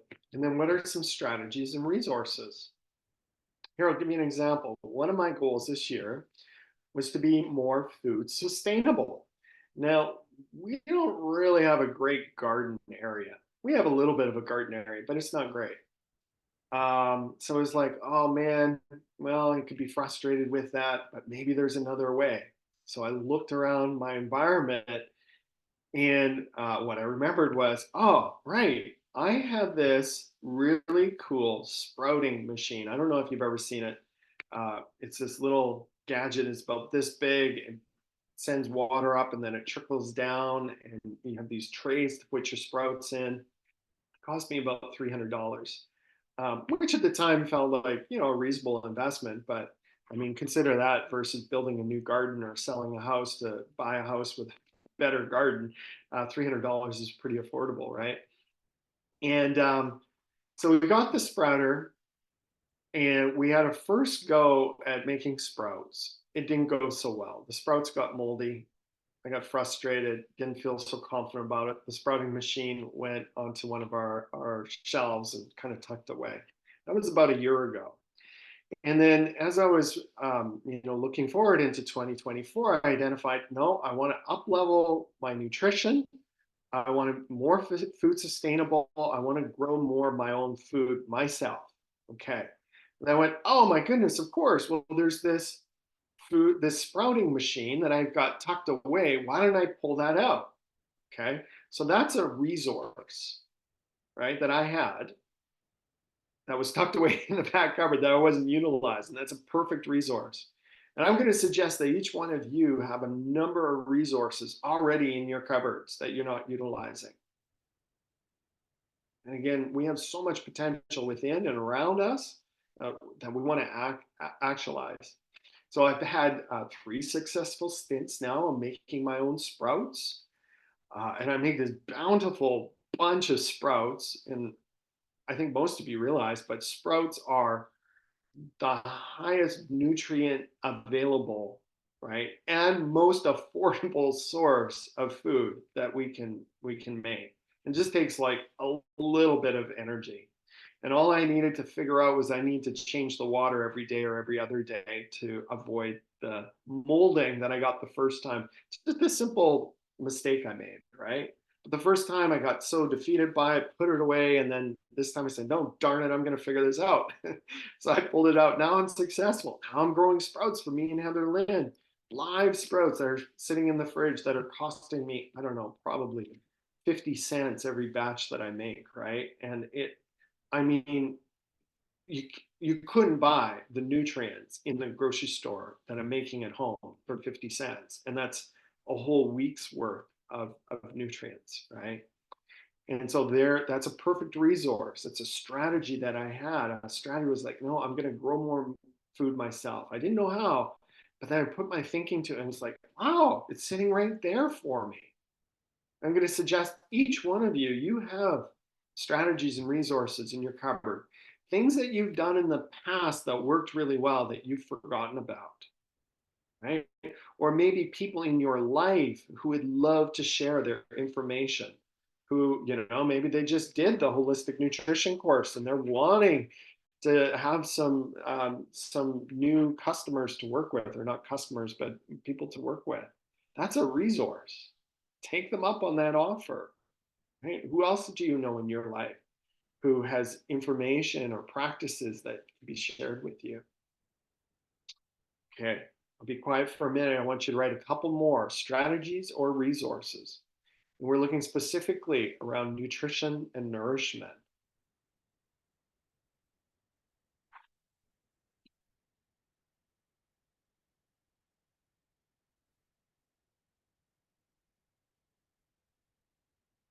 Okay. So next step, we're going to go a little deeper in the practice here. Oh, just a sec. Let's scroll back before we move on. So next step, what I'd like to do is just to begin to plant the seed here.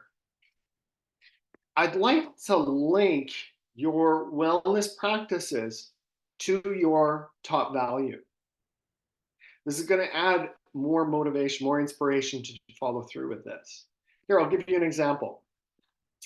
You know, and the truth is around nutrition, when you're like sitting in front of like, you know, unhealthy, oh, that's so tantalizing, that unhealthy food. Oh, that nourishing food, which one should I choose? It's like, you know, the bad, unhealthy E. coli in our gut, they start salivating over that unhealthy food or that chocolate bar. And then sometimes the craving takes over, right? So I want to give you extra leverage on how to make the healthy choice. And that is if you can link the healthy practices to your top value. Okay, so what might be your top value? So, okay, well, it was family and friends. Okay, so then now how does nutrition, your optimal nutrition and nourishment, how does that impact, how does that help your top value of family and friends? Well, easy. When I'm eating shitty foods, I'm grumpy, I'm moody, I'm irritable, I react, I say things that I don't mean to say to my loved ones. Well, is that important? For sure it is, right? I also know when I'm eating my sprouts, I've noticed it energetically within me in the last couple of weeks. I'm eating these healthy foods, I just feel so much more balanced, right? That shows up in the workplace. I feel like I'm a better chiropractor for you folks. Right. It also helps me with my meditations. I'm getting higher with my meditations. So I'm linking my health practices to my values. Do you see where I'm going with that? Okay. So right now, just consider these practices that we're talking about. So rather than them being like some isolated thing that I have to do because, you know, Dr. Norm's program, blah, blah, blah, all that. No, no. We want to see these practices as being important vehicles to help you fulfill your values. It will be way, way, way more valuable for you, way more meaningful. Now, when I eat my sprouts, it's like I'm doing this because I want to be the best chiropractor. I want to deliver great service to you folks. And I feel it. I'm a better chiropractor when I am eating my healthy foods, 100%. All right. So now we can move on.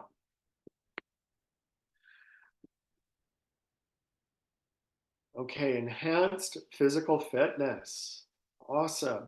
And somebody else has the energy ball. I'm not sure who that is, but you know who it is. If you Hi. Choose a well-balanced variety of activities involving strength, flexibility, grade, and endurance to support your body, mind's function, stability, longevity, and harmony. Choose activities that you enjoy and that feel good to you. Suggested activities include, but are not limited to weight training and sports, strength training, yoga and stretching, flexibility, tai chi and dancing, balance, grace, fine motor coordination, and walking, running, and swimming, endurance. Ideally, look to integrate into your lifestyle and link them with your values. Thank you, Anna. Well done. Okay. So I wrote that paragraph some like 18 years ago, and I think it actually came through me, not from me, because it's been repeatedly over the last number of years where I go back at this. I'm like, wow, there's some real gems here.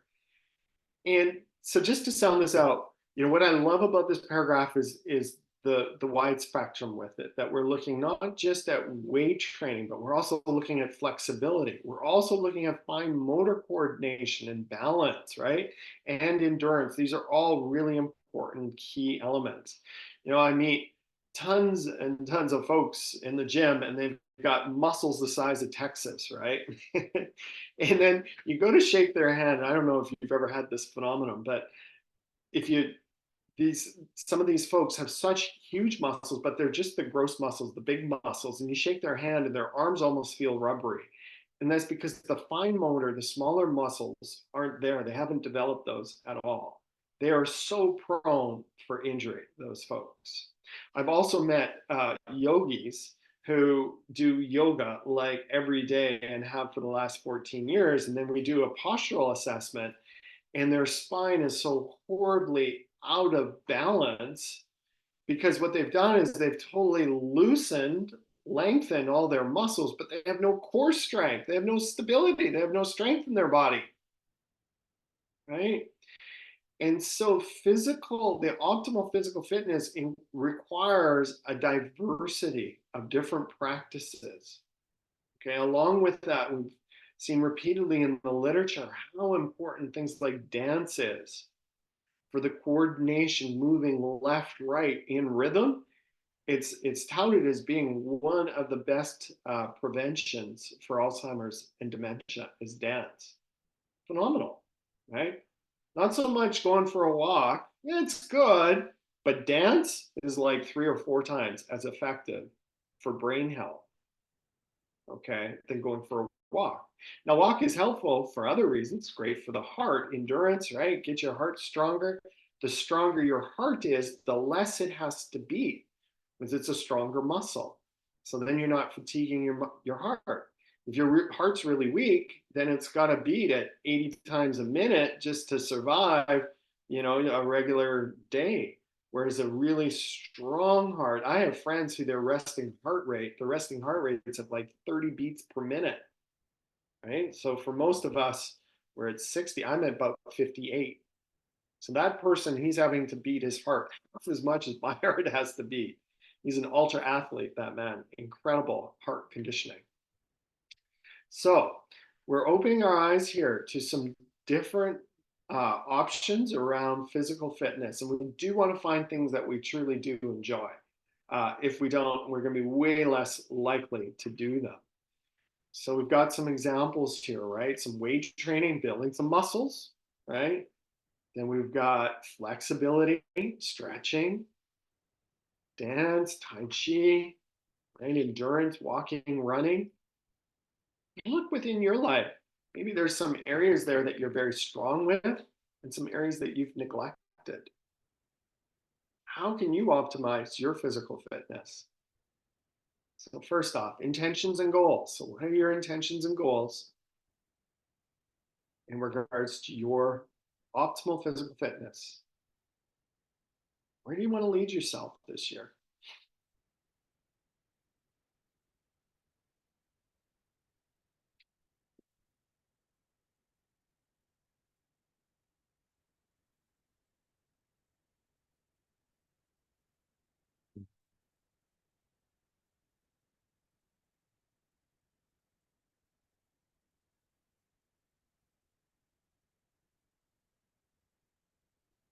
Okay, and then what are some strategies and resources?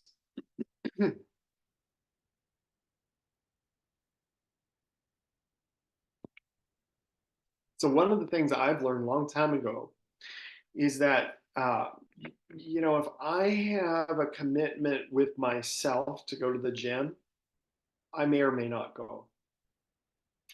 But if I have a commitment with a friend to go to the gym, I'm going to show up every time. Okay.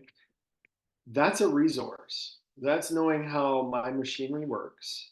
Okay. And so then it was just like, well, let me find some people in my life who like being active. I am fortunate. I have a dear friend, Corin. He's a naturopath, and he is like, he's such a physical guy. He is active every day doing something. And so we get out, we play tennis together, we go for walks together, we get to the gym, and so that's a real resource for me. And I lean into that. I lean into those friends who I know I can be around who are going to do healthy things with me. Okay? So who is that in your life?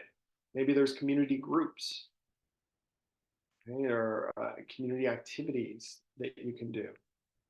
And perhaps you're just for some of us, we're more solo practice. And that's fine. Right? I'm just sharing what works well for me. I'm giving hints along the way. We're all wired different. But what's important is to know what strategies work best for you. These are like health hacks. And it does require knowing yourself to a certain degree to know what's going to work.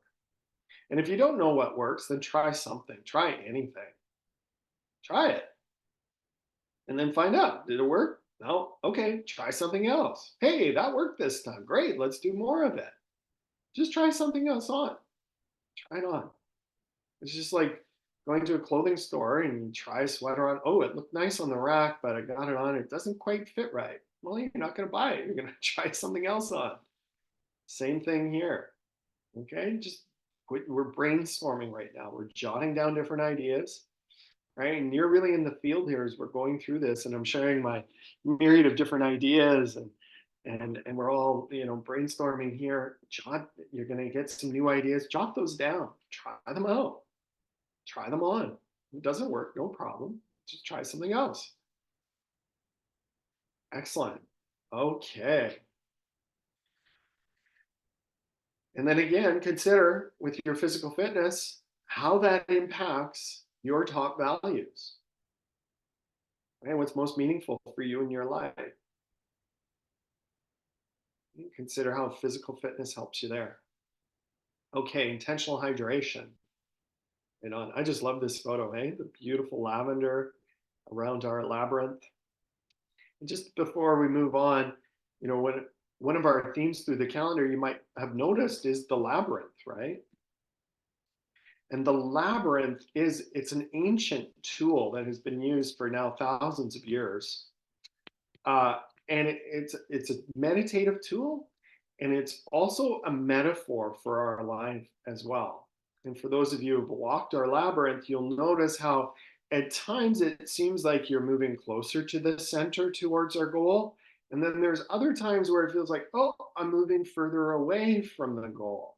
But what you'll notice is if you just stay the path of life, right? Practice. We're not looking for perfection. There are times where it's going to feel like you're off track. Oh, come back. And then if you just follow the path, ultimately you'll get to the center, to your goals, right? There's a wonderful metaphor for life. Okay, let's go deeper. All right, who would like to read Intentional Hydration?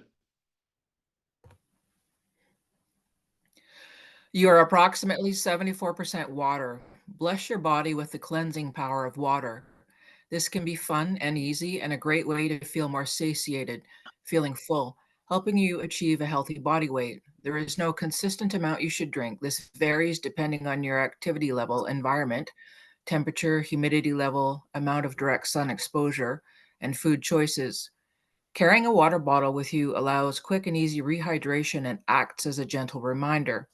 As a guideline, aim to drink between 1 and 2 liters of water per day. Excellent. Thanks, Shelley. I think that number 74% was actually low. I think it's higher than that. Yeah, man, I can't tell you how many people over the last 19 years that I've had the opportunity of working with have had a breakthrough around water. Water is essential to life, right? So many body functions occur that need water. And for those of us who haven't been so consistent with drinking water, what happens? Initially, our body says, I'm thirsty, please feed me water, I'm thirsty, I'm thirsty. And then if you don't listen to it, after a month, 2 months, 3 months, the body is like, I've been trying to tell her I'm thirsty, she's not listening, I'm going to quit talking to her. And we actually lose the sense of thirst. Our bodies, we don't feel thirsty anymore. Our bodies are like, well, why should I even tell her I'm thirsty? She hasn't listened to me for the last 3 months, so I'm just going to stop sending the signal. It's true. So some of you on this call might be going, oh my goodness, he's talking to me right now. I never feel thirsty. That's because you're totally dehydrated and your body is always pruning itself. It's cutting nerves that aren't active. It's moving towards greater efficiency. So if you're not using those nerves, if you're not listening to it, then it's going to stop sending the signals. Okay? Many of you are eating when you're actually thirsty. You're standing at the fridge thinking you're hungry, and what you're thirsty. right? And that's the line there. This is a great way to feel more satiated, feeling full, right? Just adding more water intake is a great way at helping to curb the amount of food that we're putting in our bodies. And one of the greatest health hacks I've found for people with water is to have a water bottle, their favorite water bottle. Karen, do you want to show us yours? I know that's been a big part for you, right? Yeah, excellent. There you go.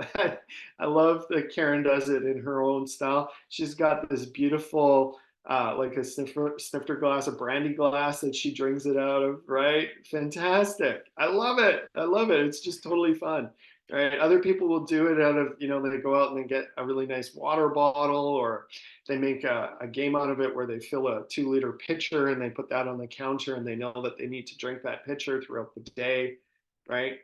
I find that if I don't have water in front of me, then I rarely drink it.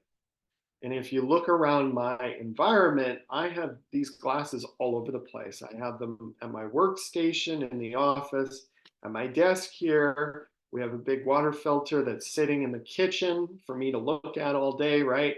I have one in my bedroom now.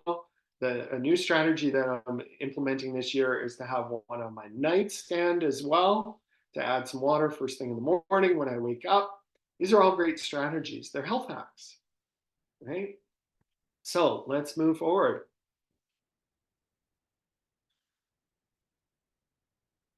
Can you flip the screen? Awesome. Excellent. So what are your intention and goals in regards to water this year? Maybe this is a chapter you've got mastered. Maybe you're already drinking your 2 liters of water. Well, then we can add something to it. How many of you have looked at the Messages from Water, Dr. Iramoto's book? It was featured in the movie What the Bleep Do We Know? In that video, they showed how energetic water is. And then if you take a glass of water like this and you put tape a word on here, say love, and then you take another glass of water or container of water and you put a word hate, and you put that on the water, and then they're able to freeze the water and take small slices of it and look at it under an electron microscope. It's amazing how the water takes on the vibrational frequency of just simply that word. Okay, water is energy. This water takes the information. It's constantly shifting its structure according to the information around it. So if you want to up level your usage of water, and this is why we call it intentional hydration, you want to up level your use of water, you can add some magic to the water. Be intentional. Put some intentional words or maybe a couple of crystals in your water or something of that nature. That's going to take a whole nother level. Okay. So what are your intentions and goals for water this year? Maybe it's buying some water filter.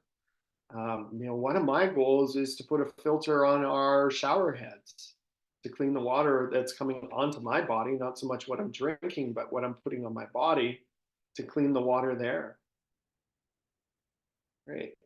Okay, strategies and resources. Well, I just did give you a brain dump here. We talked about probably 7 or 8 different things there. Strategies or resources. Hey, what are some things that you can do? How can you do this in a way that's going to be kind of fun and playful and make a contest or something, not a contest, maybe a bit of a competition or whatnot, that you can track this and really take it to the next level for yourself.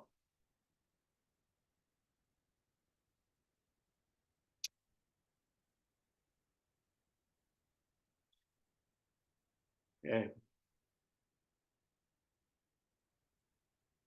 So here we are, next month, conscious breath. Awesome.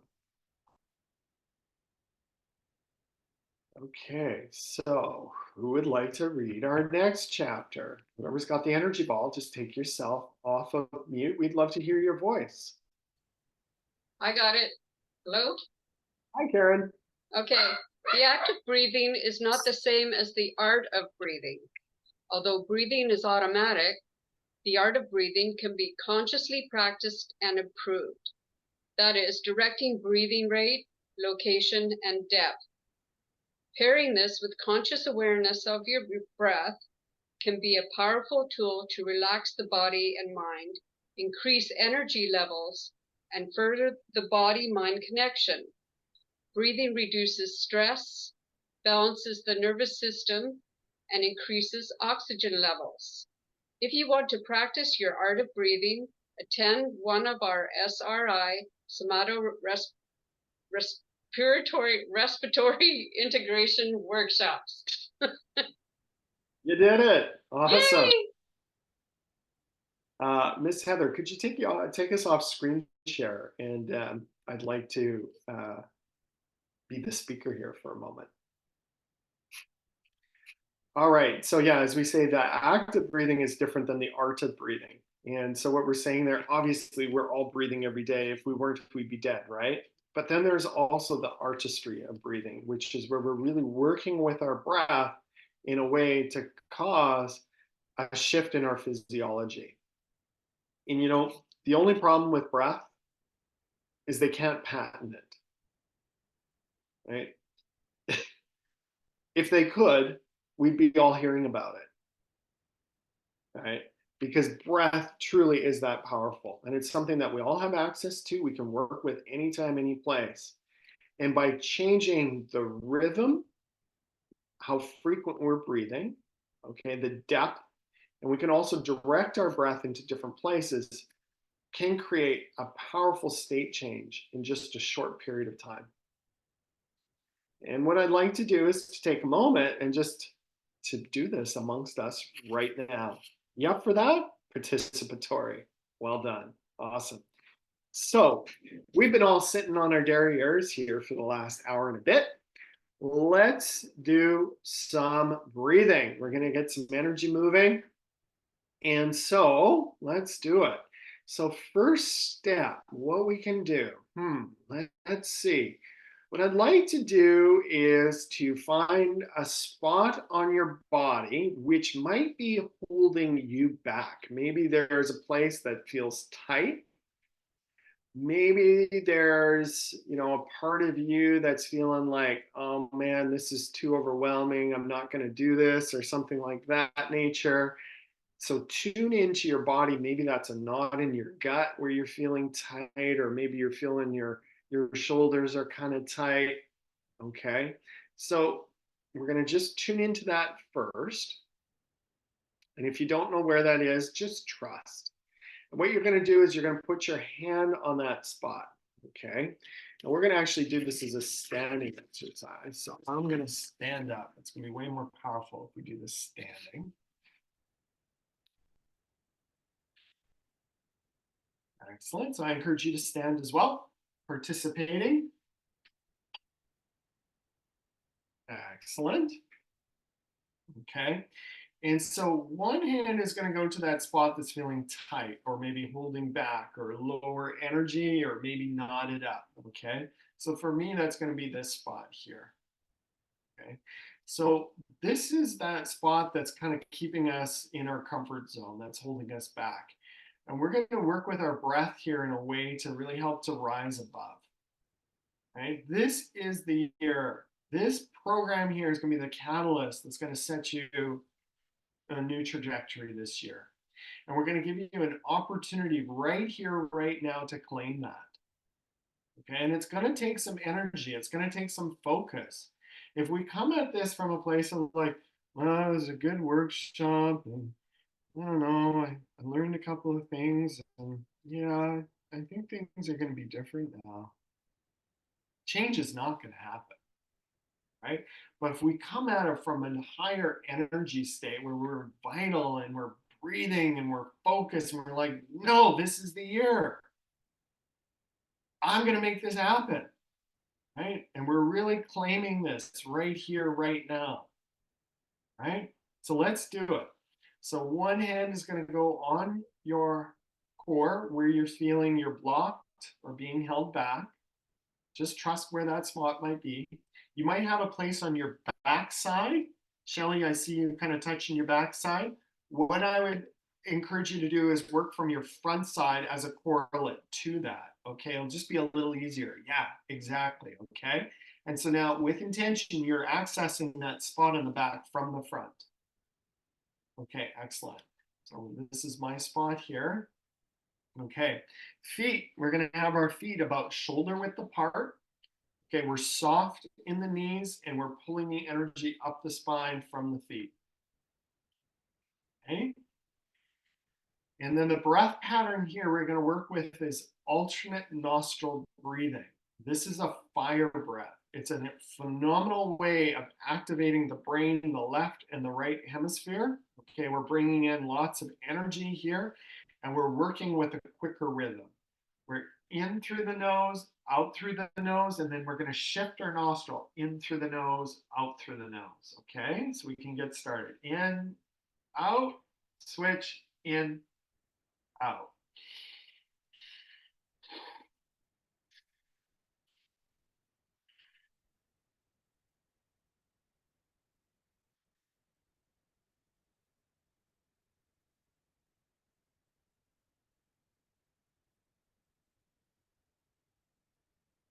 Great, keep going. This is a quicker breath. You don't have to go to full inhalation and full exhalation. We're going to work a bit quicker and shorter breaths, okay? And mind yourself, we are oxygenating the body. Yes, if you need to breathe and clean out your nose, you go ahead and do that, and then come back to the practice as quick as you can.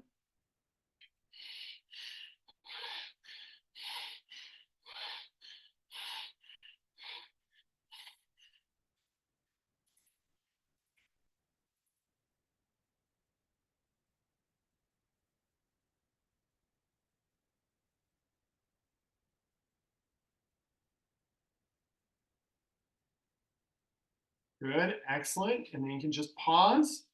We're going to stand open front, bringing the energy up. I want you to stand here strong, and you're standing in your empowered self. And we're standing in 2024 being your best yet.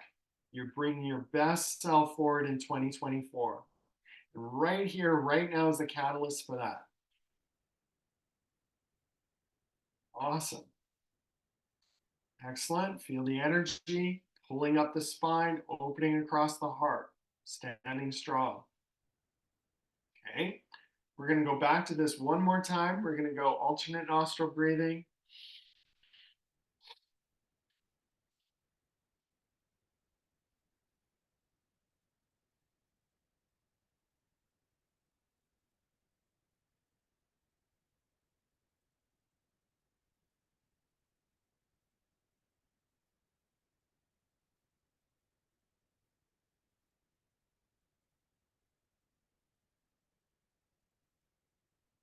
Excellent. Awesome. Okay, bring your arms down by your side. And standing strong, I'm going to have you pick your foot up and put it down and say, enough of this. Right? Enough of this. Right? I deserve better. Right? I deserve more. Right? My purpose demands this of me. 2024 is going to be my best year yet. I'm bringing my best self forward in 2024. Claim it right here, right now. No more. I'm not letting myself settle. I'm not going to do that anymore.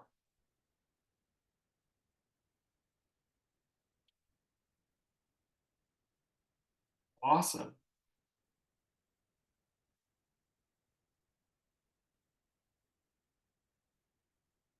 Thank you for your participation. So that took like 4 minutes to do. Okay, it is a phenomenal way to energize yourself. Change your rhythm, change your breathing pattern, breathe more, oxygenate yourself. Breathing alternate nostril is a great way of activating the brain. You're clearing the cobwebs. Okay, this is an ancient technique that has been passed down thousands of years. And then we're just adding to it the mind body of the declarations. And we're stating here clearly, no more. I'm not going to let myself drop to that level anymore. I'm not going to do that. No more. That's not part of me. Right? I deserve better. And you know what? My purpose, whatever I've declared here today as being my purpose, my top values, demands better of me. So that's an energy state. That's an attitude. And you have that on tap. You can turn into that anytime, any place, just by changing your breathing, the rhythm, okay, and how you're working with it, the artistry. I will do that frequently throughout the day, where I'll turn to my alternate nostril breathing. I do it regularly in my meditation practices in the morning, do it before work in the day. If I have a tough visit with a client where I come out feeling kind of drained, rather than rolling around in it and thinking about all the things I could have done better, I'll just stop, straighten my spine, do the alternate nostril breathing in. Next, get back in the game, Norm. Let's go. This is important, right? Shift, change of station. And you can do that. And the more you practice the art of breathing, the more it's going to be there for you. Awesome. So we're going to go back to screen share.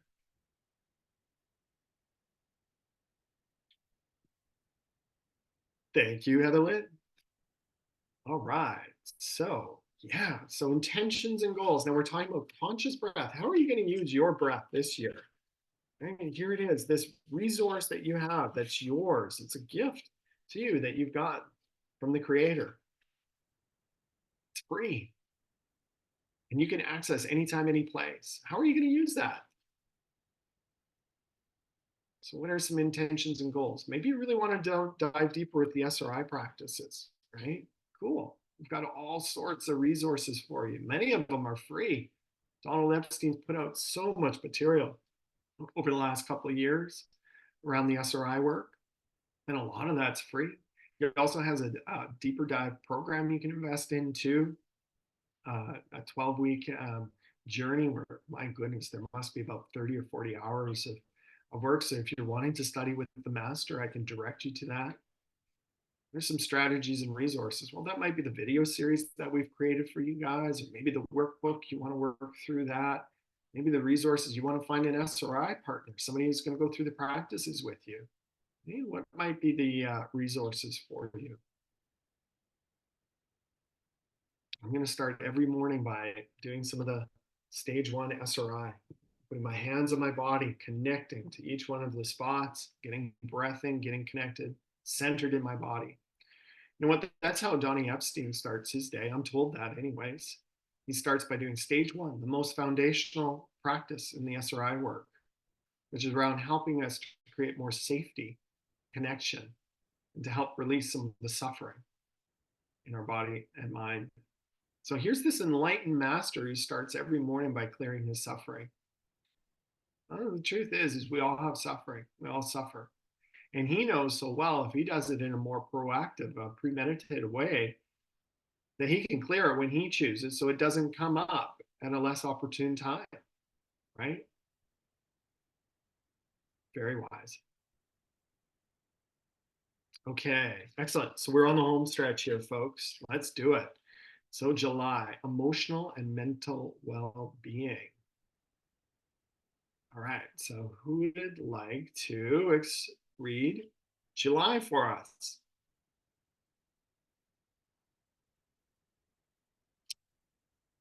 It's not me. I know that. You might need to go twice if you got the energy ball again. I see there's a few people that have. Thanks, Wendy. Okay, I'm here. Thanks. Emotions are energy in motion and are often dynamic. Develop your emotional range, IQ, and expression can add greatly to your life and your purpose.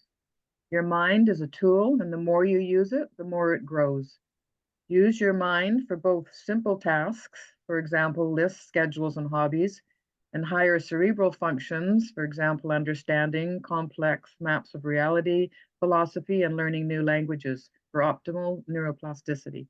Meditation is an excellent practice to help expand your mindfulness and enhance your emotional and mental well-being. Excellent.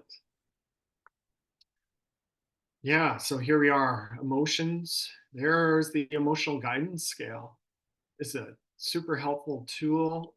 This was developed through Abraham Hicks, actually, the teachings of Abraham. They talk a lot about the emotional guidance system. And, what you need to know about this is, truly we're either going upwards on the upward spiral or downward on the downward spiral. And wherever you are in the scale, your best intention is to reach for a couple levels above where you are. I met so many people over the years who might be, really in a down, horrible place, depression or whatnot. So they're really quite low in the scale. And they look at me and they say, I just don't know why I can't feel grateful. And I'm like, well, you're about, 3 continents away from that. So let's just reach for a couple layers above that. It's going to be far more attainable, right? And then you reach to that level, and then you reach for a couple levels above, and you just reach for that. Much more sustainable or accessible. Also, really important to be able to identify where you are on this map. What emotion are you feeling? And then welcome it. This is sadness. Welcome sadness. Okay. And with that emotion comes information. Emotions are intelligent. There's reason. There's information there for you. So the first step is just to honor it, to feel it, to acknowledge it. Wow, I'm feeling sad today. Yeah, welcome sadness. Yeah, well, sadness is a human experience. We're all going to feel sadness at some point. Yeah, okay. Yeah, and this too shall pass, right? That builds compassion. Right? And when we open compassion, then that emotion isn't owning us, right? It gives space and freedom for it. And then you can receive the information from the emotion. And the next step from there is to reach for the next emotion up, to bring it, to draw us forward. What thoughts, what activities can bring us up the scale? And as our mind, as the write-up said, there's 2 layers to the mind: the lower mind, the upper mind. The lower mind does more with the lists and the task and the more mundane things. And then the upper mind is where we're really growing our mind and looking at more complex maps of reality. And what we're looking at here today, this is more the upper mind, the architect. Okay. You want to work with both. Yeah. I was just working with somebody last week, and her comment was, she came in and she said, oh my God, my mind, it's in such a dark place today. I can't believe the thoughts I'm thinking, right? I was like, oh, wow. And then the next thing she said, yeah, and I watched a horror movie last night. I'm like, well, what are you imprinting on your mind? What are you feeding it? What are you feeding? What thoughts, what books, what movies, what people are you around? What are you feeding your mind? Important to look at. Okay, let's dive deeper. Can we skip forward, please? Excellent. So, what are your intentions and goals in regards to your mental and emotional well-being? Yeah, maybe there's some books you want to read to. Maybe you want to make a goal to read a book a month this year. Maybe it's to better understand your emotions, really dive into the emotional IQ.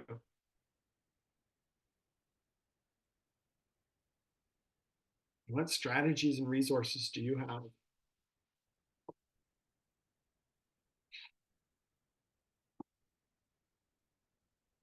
In regards to emotions and the mind?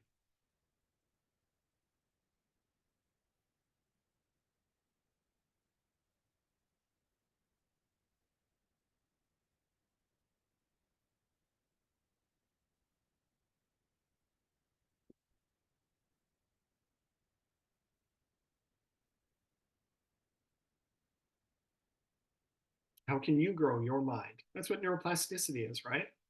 When you feed your brain new bits of information, then new dendrites are formed, new synapses, your nervous system's growing.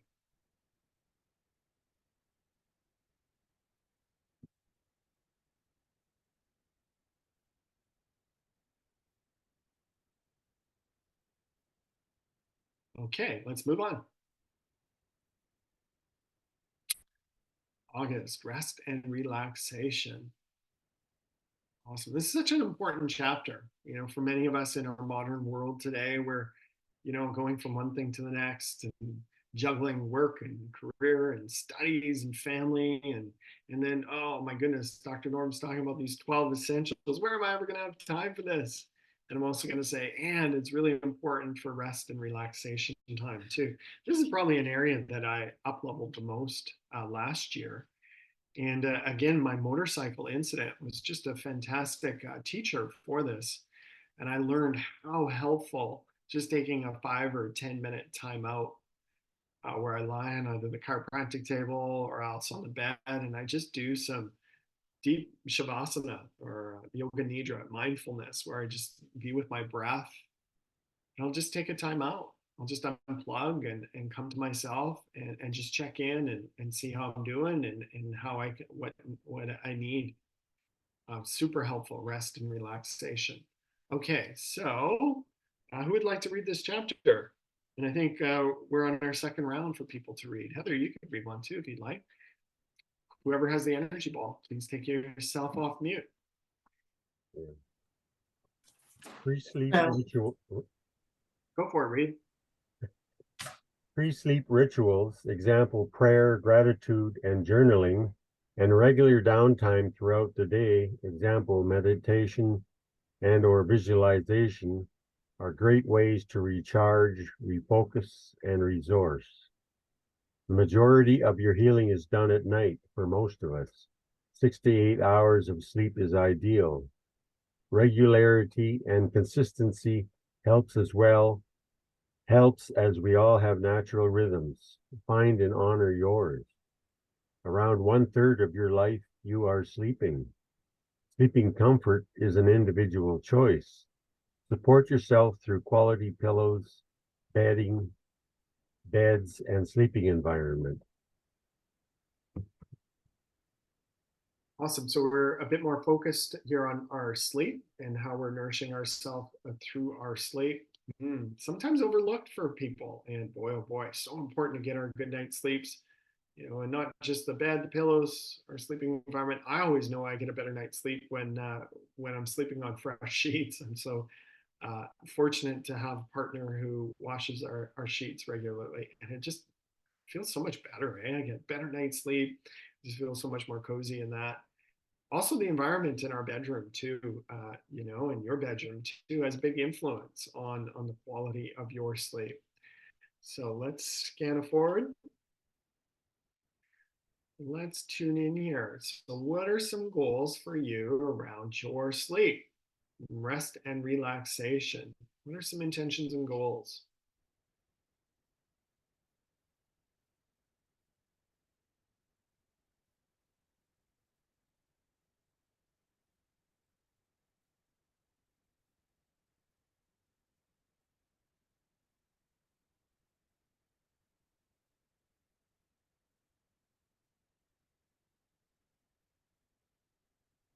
What are some strategies and resources that you could do to help you with your goals around rest and relaxation?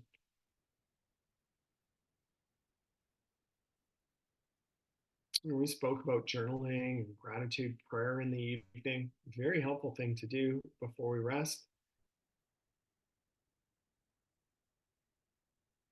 Now, a lot of people, they're watching TV in their bedroom. Yikes. They're feeding their body mind, programming, mainstream programming. Then they wonder why they have a restless night.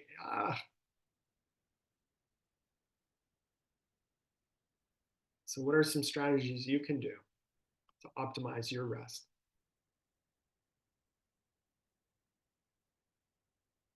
All right, and we're going to move forward.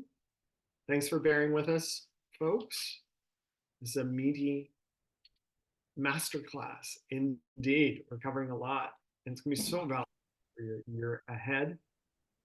Here we are, September, social and spiritual well-being. In our modern world, social and spiritual well-being have sometimes been a lost art, overlooked or undervalued. However, these two components are fundamental cornerstones for your overall health and to feed the flame of your vitality. Finding your core essence, answering the question of why you are here, and discovering how you will grow and evolve in service within your community establishes your connection to yourself and others, grounding your existence to something greater than yourself. Fantastic. So as I mentioned, we wrote this chapter probably 18 years ago, and it was about 10 years ago where I was doing some research with some other chiropractors, and what came to light was the importance of the social aspect of our well-being. And what this chiropractor was telling me is that there's research on those who are connected to service groups, say like your Lions group or your Rotary group, they have a significantly lower rate of heart attack and heart disease than those who don't. Isn't that amazing? Right? So the social qualities, feeling that we have something to contribute, that we have a group that we're part of, that we're being recognized for our contributions. This is very important to our well-being. Okay. Many people on the call are perhaps in their older demographics. I think it's even more important in that age. For those of us in our working years, it's easy to have purpose through our work and meaning through our work. And you've got to be a bit more intentional after your working years as to what your purpose is and what your contribution is, right? And I'll tell you, there's so much opportunity for people post their careers to have meaningful contribution. A great example of that is our friend Dawn, who many of you have had the opportunity of meeting. Dawn.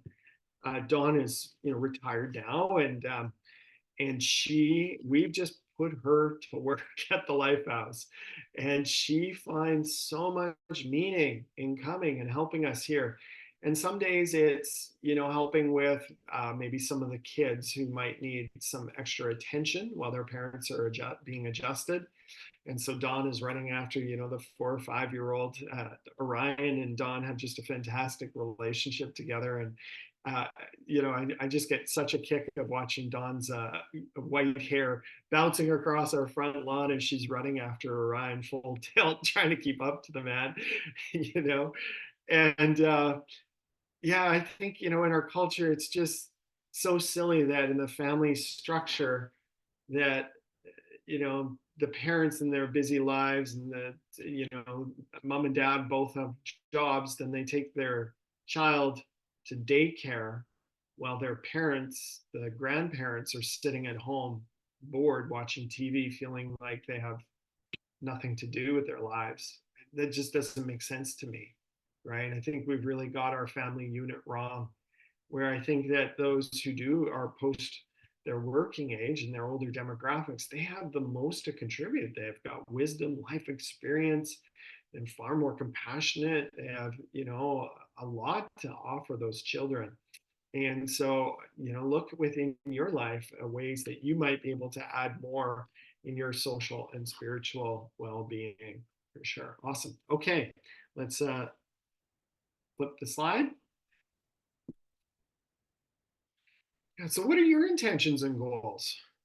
So this is where we're moving from me to we. We're looking at the bigger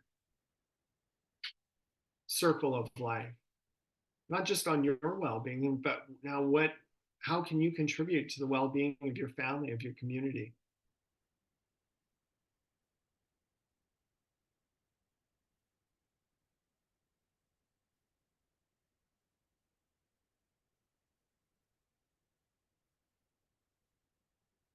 What are some strategies and resources? When we talk about spirituality, we're speaking also for some that's religion, that's their church. For some, that's nature. And for some, that's their meditation group or their book club. So what are some outlets that you can reach for and connect with? They're going to call you to a bigger why, beyond just yourself and your own survival. You want to add greater meaning to your life? Get out of your own way.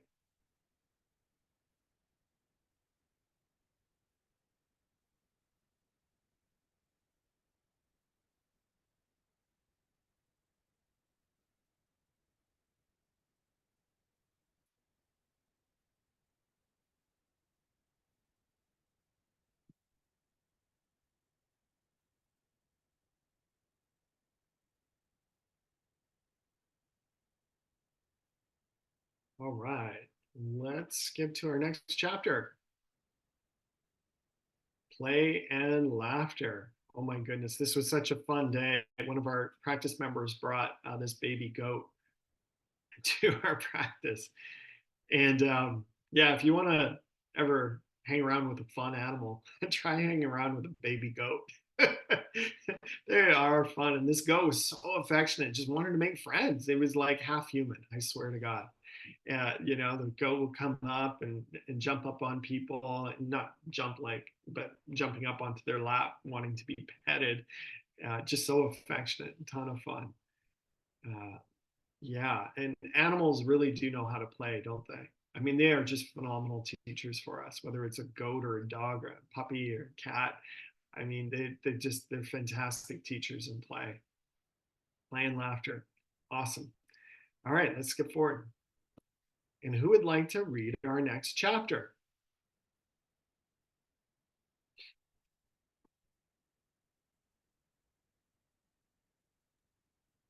Thank you.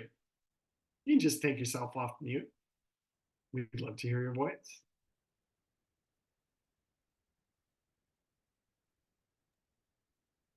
If your inner child could make one wish, what would it be? Bringing more laughter and play into your everyday life has numerous health benefits, including decreasing stress hormones, increasing infection-fighting antibodies, lowering blood pressure, protecting the heart, and many more. Remember, it is only that we laugh and play when we are happy. We are also happy when we laugh and play. Honor your inner child today. So yeah, great study on this was done in the Dr. Joe Dispenza's book, Breaking the Habit of Being Yourself, which I highly recommend. And in his book, he shared a story about a research study that was done on two different groups of people. And they were folks who were struggling with diabetes, actually. And what they did was they took the two people, one group went into an auditorium and they were shown a very boring presentation, a heady, just boring lecture. And then they took the other group into the same lecture hall and they played a comedy reel. And the group laughed and laughed and laughed, and they just had such a good time. And then post the experience, then they measured everybody's blood sugar levels. And lo and behold, what they saw was the people who watched the comedy, their blood sugar level was significantly lower. Well, at first the scientists thought, well, maybe it's because of the physical activity of the belly laugh. And you know how if you get really good laughing, your belly kind of jiggles and you kind of get into it, right? The research thought, no, there's something greater going on here. So they dug deeper. And what they found was actually in that short, I think it was 30 minutes of watching the comedy, it actually changed the epigenetics of the individual. So how the genes were expressing themselves changed in that 30 minutes of watching the comedy. Your genetic expression of who you are changes through laughter. Like mind blowing, right? Wow. There's stories of all sorts of people who've healed themselves of cancer just by immersing themselves in laughter. What a state change, right? It changes your physiology. It changes your inner state. Now, if we do that, if you do that, you're gonna make a difference here. Now, one of the things we say in this, remember, it's not only that we laugh and play when we're happy, but it's also that we're happy when we laugh and play. So what do I mean by that? Well, most of us actually wait to laugh, meaning that we need to go to a comedy or watch a funny program or be around a family member who's great at telling jokes. That's when we laugh. Well, I'm here to tell you something different. I think that we can actually just laugh and play and have that be the starting point. And I'd actually like to demonstrate that with you here right now. And so if you're up for doing this experiment with me, what I'd like to do is I'd like to have each one of you actually take yourself off mute just for a minute. Okay, so if you could take yourself off mute. And we're going to practice.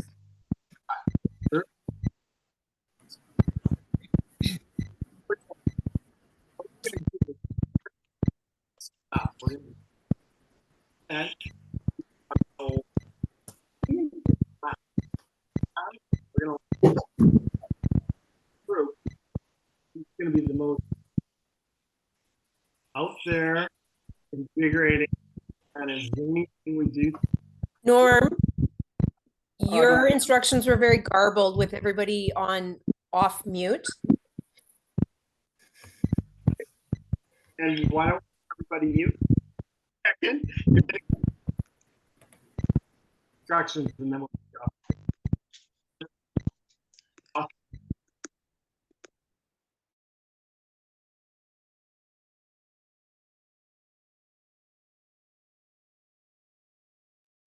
Now I'm unmuted. All right, so we're going to do practice here. We're going to practice laughing together as a group. And it's going to be fun. It's going to be zany. And I want you just to get outside yourself. Your inner critic's going, oh my God, this is the stupidest thing, blah, blah, blah, all that. Who gives a crap? Just do it anyways, okay? And so we're going to all take ourselves off mute. And Fiona, you can play along too here today. We hear your laughter. That would be fantastic. And so let's do it. Everybody's going to take themselves off mute.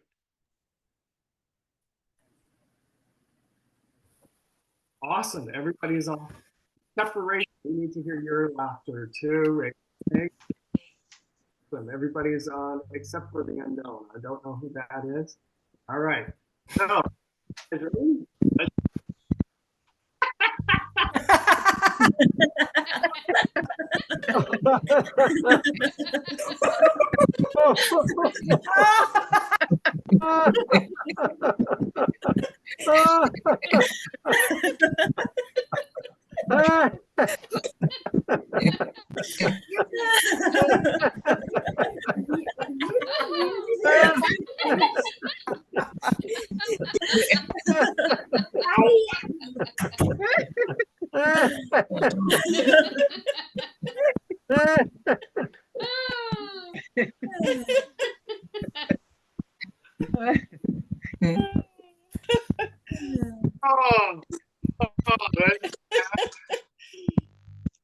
yeah.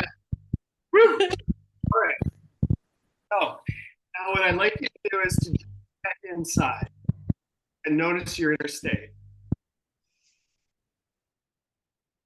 Okay. And you can write this in the chat bar. What are you noticing? That was about a minute of just spontaneous laughter. We just went for it. It was zany. It was silly. We were just completely silly. For a minute, we laughed. At first, it felt forced.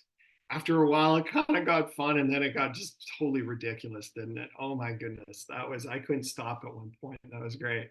I feel lighter. Yes, exactly.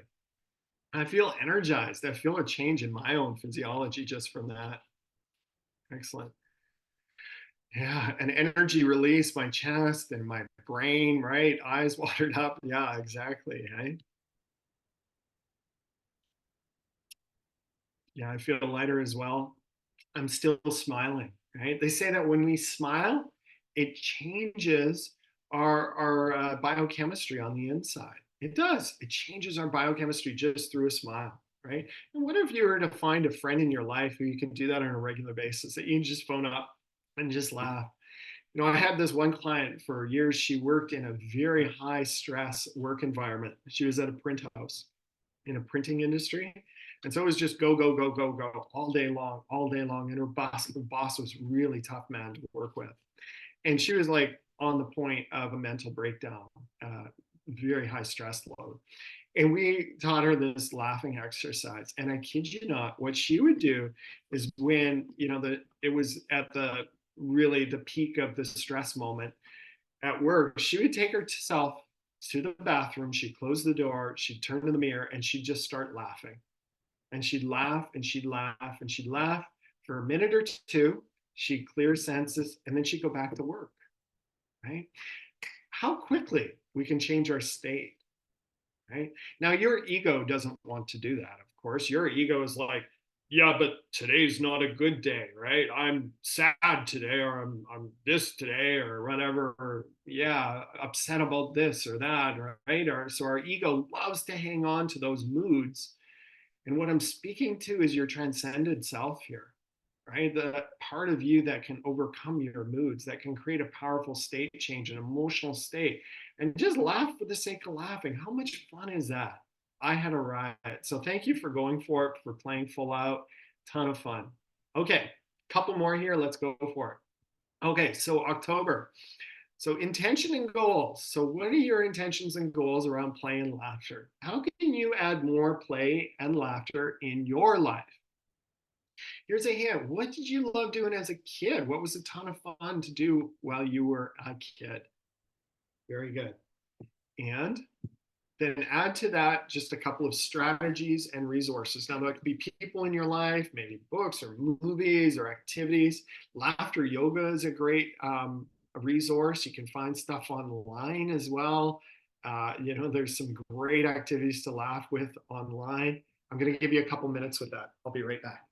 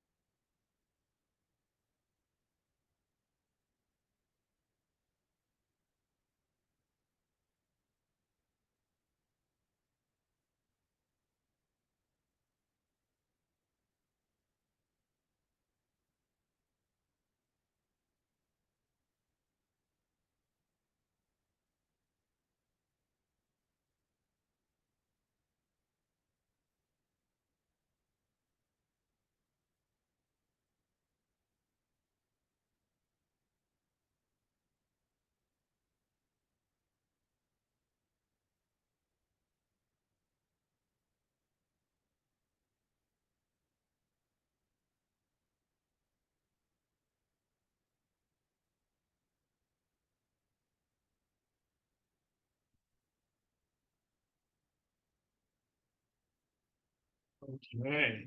So you've all got something there? Excellent. Let's move it forward. We've got two more to do here. November, choose life. All right.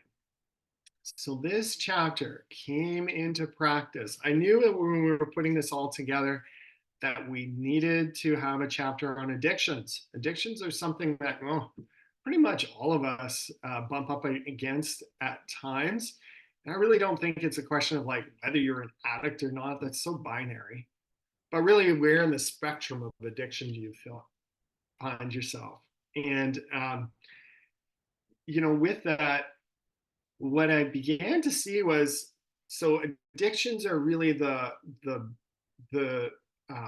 negative or the unhealthy strategy. But then I began to ask, so then what is the healthy strategy? What is that? What does it turn into? And that's where I came to this idea of choosing life, right? And how truly unhealthy addictions are when we're not choosing life. And this was confirmed for me a couple of years ago when I came across a TED Talk, and maybe some of you have seen this. We can put this in our follow-up email. There's a 15-minute video a fellow did, and he talked about the rat park. How many of you have seen the video on the rat city or rat park and addictions? And not many. I'll explain it to you. So the study goes is that in a laboratory setting, they took a couple of the test rats and they put this fluid that was doused in cocaine. And it was just this very standard, very sterile environment.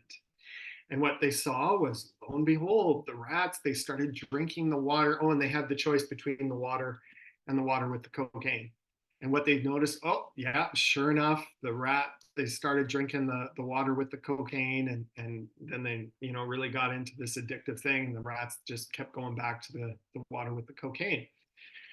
And then they took a second scenario and they created what they called a rat park. And so inside the rat park was, the treadmills that the rats love to run on. And then there were some slides and some different things for them to walk around and play in. It was like a rat playground where they had all sorts of activities to do. And they gave the rat the choice of having the water or the water laced in cocaine. Guess what the rats chose to drink? They chose to drink the water, right? And so what we're seeing with that is that really addiction is more a byproduct of our environment. Right? If you fill your life with things that support life, that you're enthused about, that bring you joy, you're not going to be so inclined to the unhealthy practices. And so this is, we're asking, choosing life. How can you choose more life? And with that as well, I'm certainly not a purist. Those of you who know I enjoy a glass of wine and you know, some of those different qualities of my life. That's part of who I am. I'm not looking for 100% abstinence. There's a time and a place, right? And so that's where some wisdom comes in place, that if you're really wanting and you enjoy a piece of chocolate cake and that really feeds your soul and you're at a birthday party with your friends, don't deny yourself that experience. Do it and fully enjoy it and choose it as a celebration of life, which it can be, right? So let's go into it. Let's read this paragraph. Who would like to read it for us? Thanks, Wendy.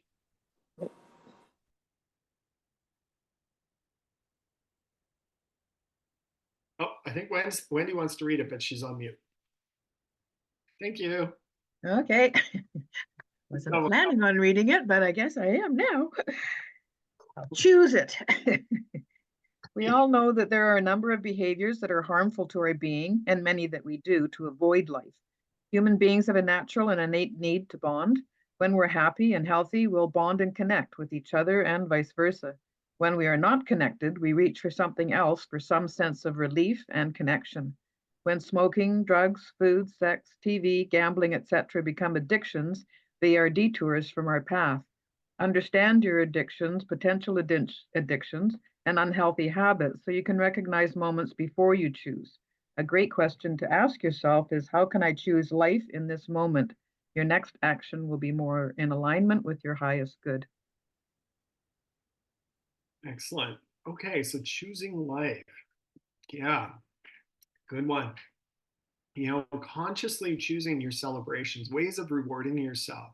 I think it's funny in our culture how it's your birthday. Oh, well, that's my reason to go out and get drunk or to eat unhealthy food or whatever it is. It's like, isn't that weird that in our culture to celebrate, we do it but through unhealthy ways. And so, let's give some time and thought of ways of celebrating in healthy ways, right? Of celebrating through healthy practices.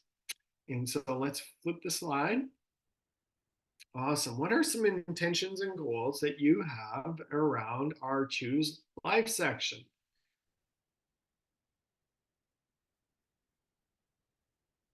And the easiest way to let go of something is to reach for something else. If you're wanting to let go of a habit, then what other habit will make the other one irrelevant? If you're wanting to get rid of one unhealthy way of being, is there something you can replace it with that's more interesting?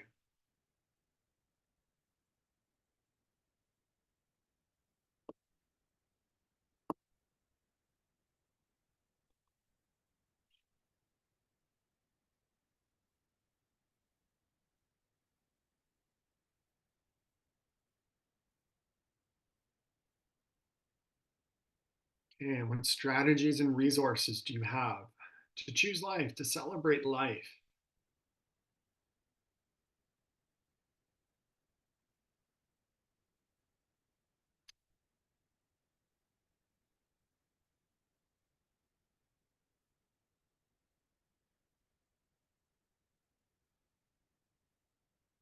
I think it's weird in our culture, you can go to the liquor store and spend $50. That's culturally acceptable.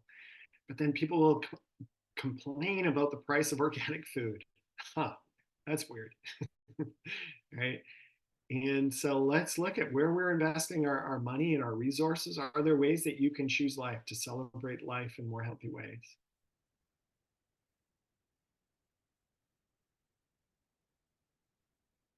Okay. 1 more minute. Excellent.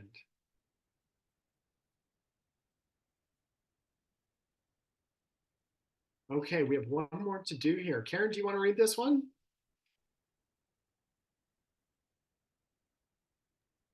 Which Karen? Karen Bowley. Okay. Want to forward, Heather, please. Oh, there we go. For making time and effort to celebrate ourselves is a foreign or uncomfortable experience, especially doing it in a healthy, conscious way.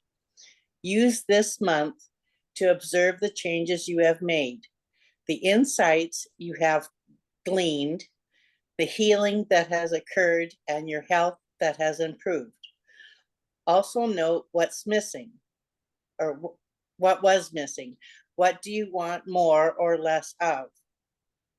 This will act as a powerful springboard and help clarify your why for your year ahead. Sharing these successes with your family and friends will be a great way to motivate and inspire them as well. So excellent. So December is just a fantastic month for reflections and visions. And you know what? We also encourage you to do that on a daily basis where you take time and you reflect over your day and notice where were the wins, what worked, right? And what might you do different next time? You know, Buddha said there's really 3 primary activities for enlightenment. 1 is meditation. 2 is study. You know what the third one is? Contemplation. And that's what we're speaking here of, is time to contemplate, to reflect, to look over your day and how things went. So as we move forward into this year, what are some intentions and goals that you have around reflections and visions? This could be a gratitude, regular gratitude practice, or maybe even implementing your My Inner Guru wellness calendar on a daily basis. That's reflections and vision, right? Where you're taking time and reflecting over your day and then setting goals and visions for your next day. What are some strategies and resources here?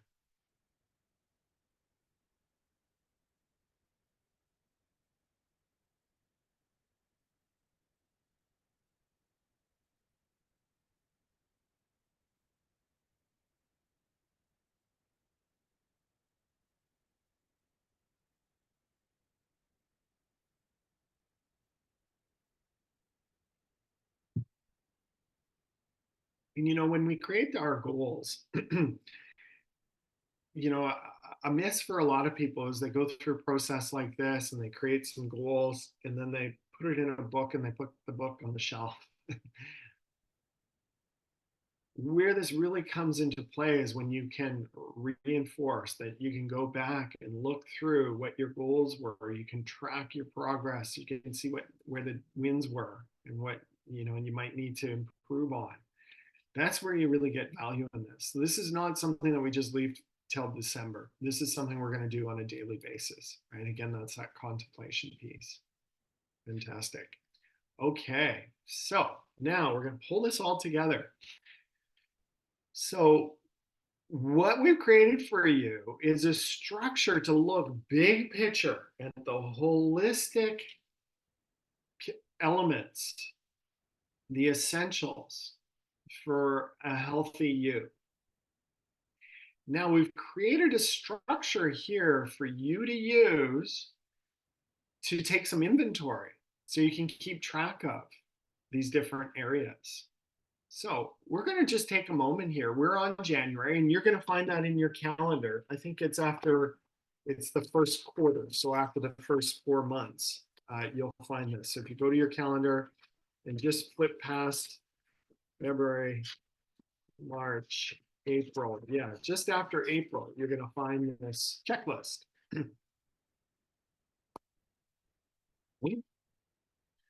And with the checklist, today is January 27th. So you're going to go to January 27th. Okay, which you'll find, you know, close to the end of the list there. And then we're going to take a moment right now, and you're just going to take some inventory. Okay, and for today, I would encourage you to take inventory on kind of like yourself, big picture, not just where you were today or yesterday, but let's look big picture. Okay, and then from there, moving forward, you can do this on a daily basis and take inventory of the day. Now, when I do this, I like to grade myself on a scale of 1 to 10. Okay, it's kind of arbitrary, of course, but it's just giving me a feel for where I was on this, or where I am with this section. Okay, so with your purpose and passion, go under section on 27, and I'd like you to mark yourself on a scale of 1 to 10.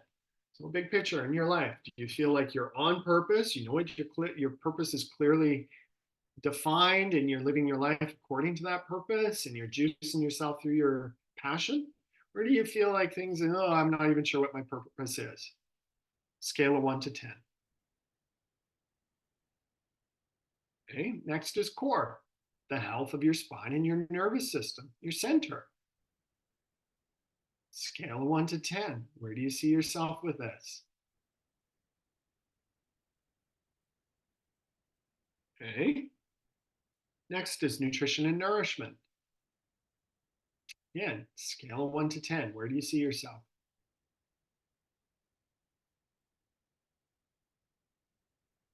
Good. And then physical fitness. Where do you see yourself there? Scale of 1 to 10, 10 being optimal.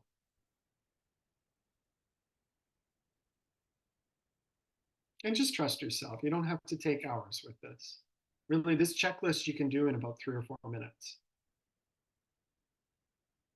Okay. Next is hydration.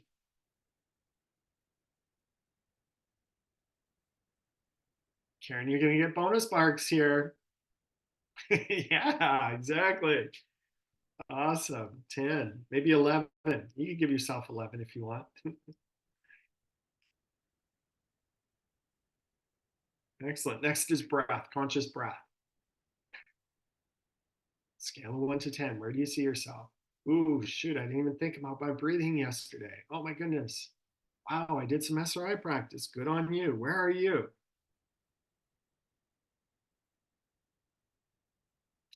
Okay, next, emotional mental well-being. So where do you see yourself with that? Are you taking time and tuning into your emotions and honoring your emotions, tuning into the intelligence of your emotions, feeding your mind with new thoughts, new books, being around inspirational people, new ideas? Where are you with that? Scale of 1 to 10. Okay, rest and relaxation. Where do you score yourself with rest and relaxation?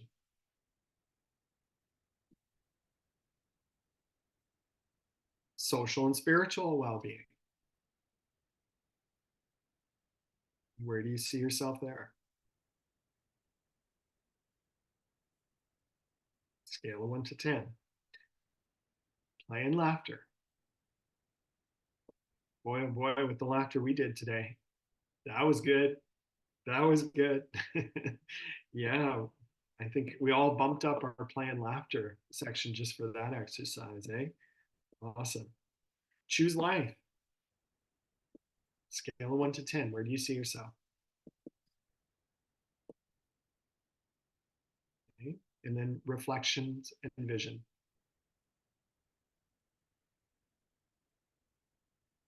Okay, very good.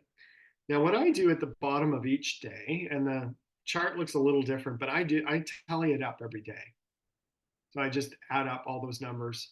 I pull out a calculator, my cell phone, whatever. Sometimes I do it in my head to come to a tally.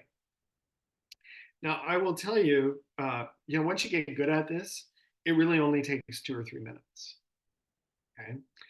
How much value is there in taking 2 to 3 minutes to reflect on your holistic health practices? Huge value, right? This is a very efficient tool for you to use.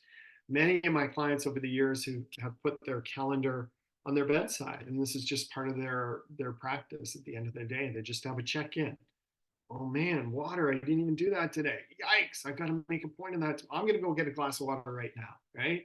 It's a way of just reflecting on, because it's so easy in our busy world, in our modern world, with so many distractions out there, right?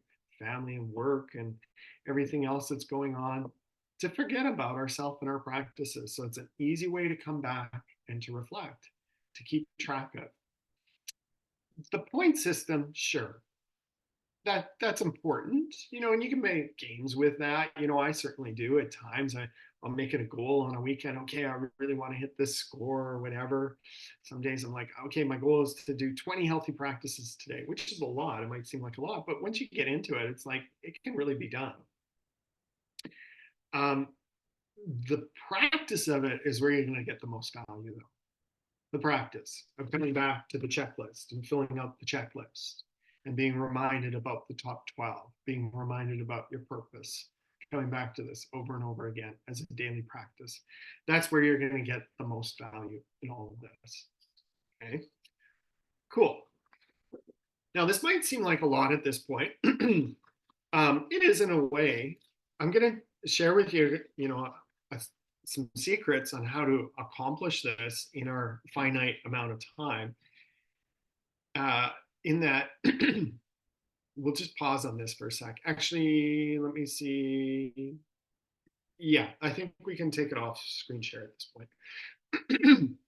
So, ways of getting this accomplished. So I was talking earlier about a healthy friend of mine, Dr. Corin.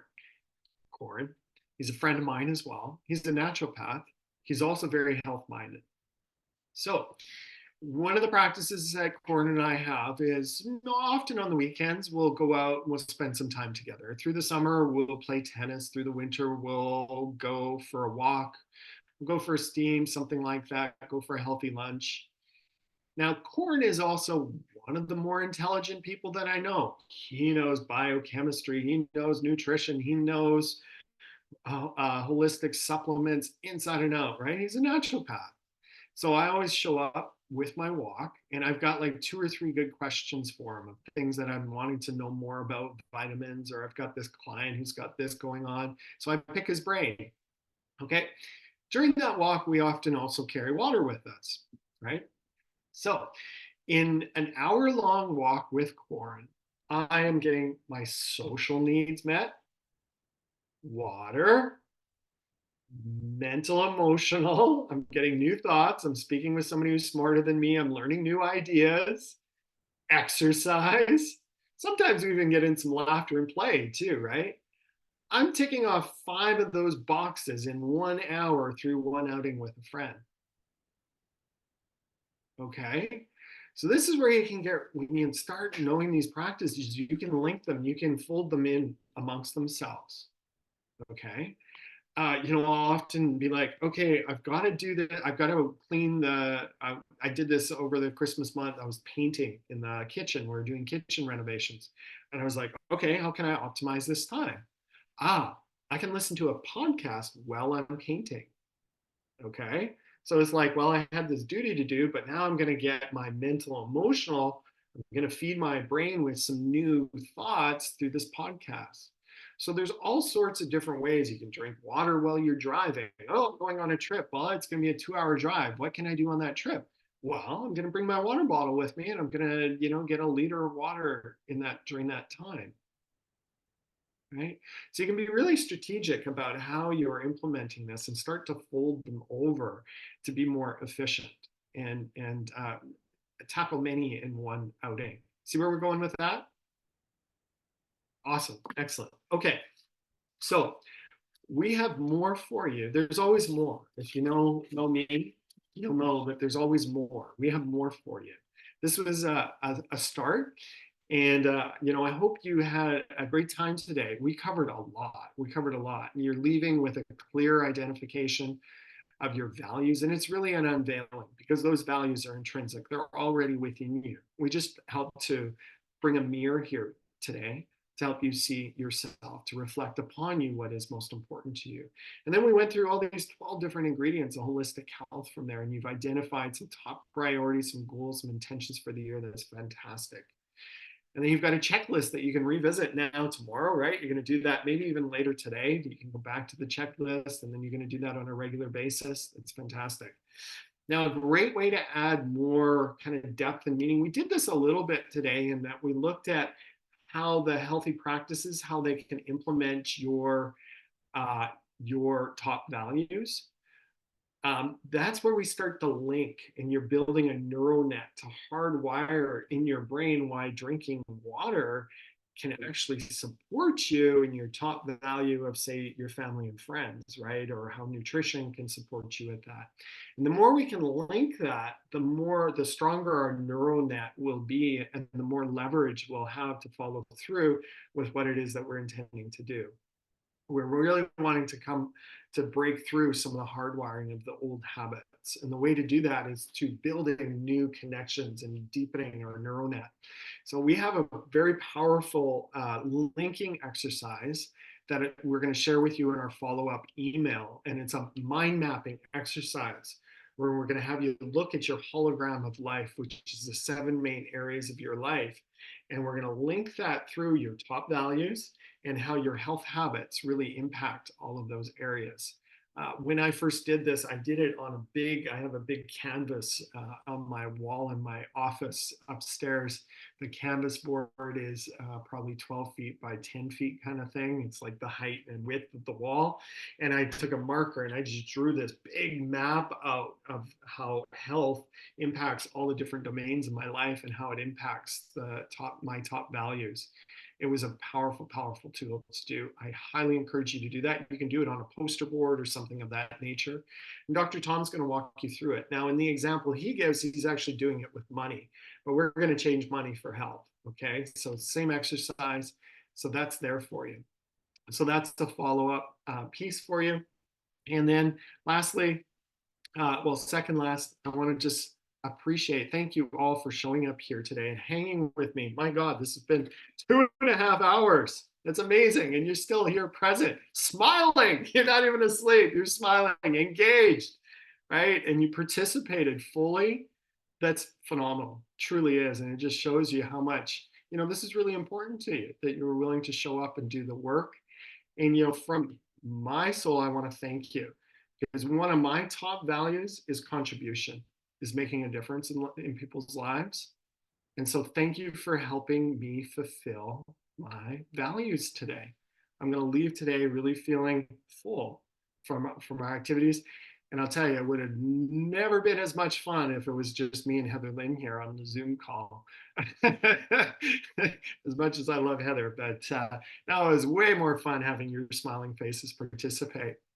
And just as our outro, we have a short video we want to play for you, and Heather's going to cue that up. And this is the motorcycles, and so and just sit with this. I don't want you to get to the end of your life with your song, your music still left inside. I know many of you have dreams, you have ideas, you have thoughts, you have desires that you want to go out and reach.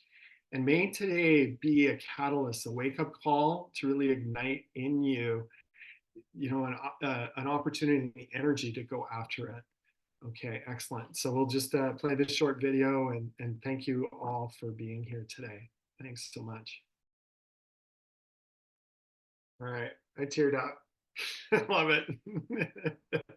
Anybody else? Awesome. Carpe diem. Seize the day. You never know when your last one's going to be, right? Make today count. Awesome.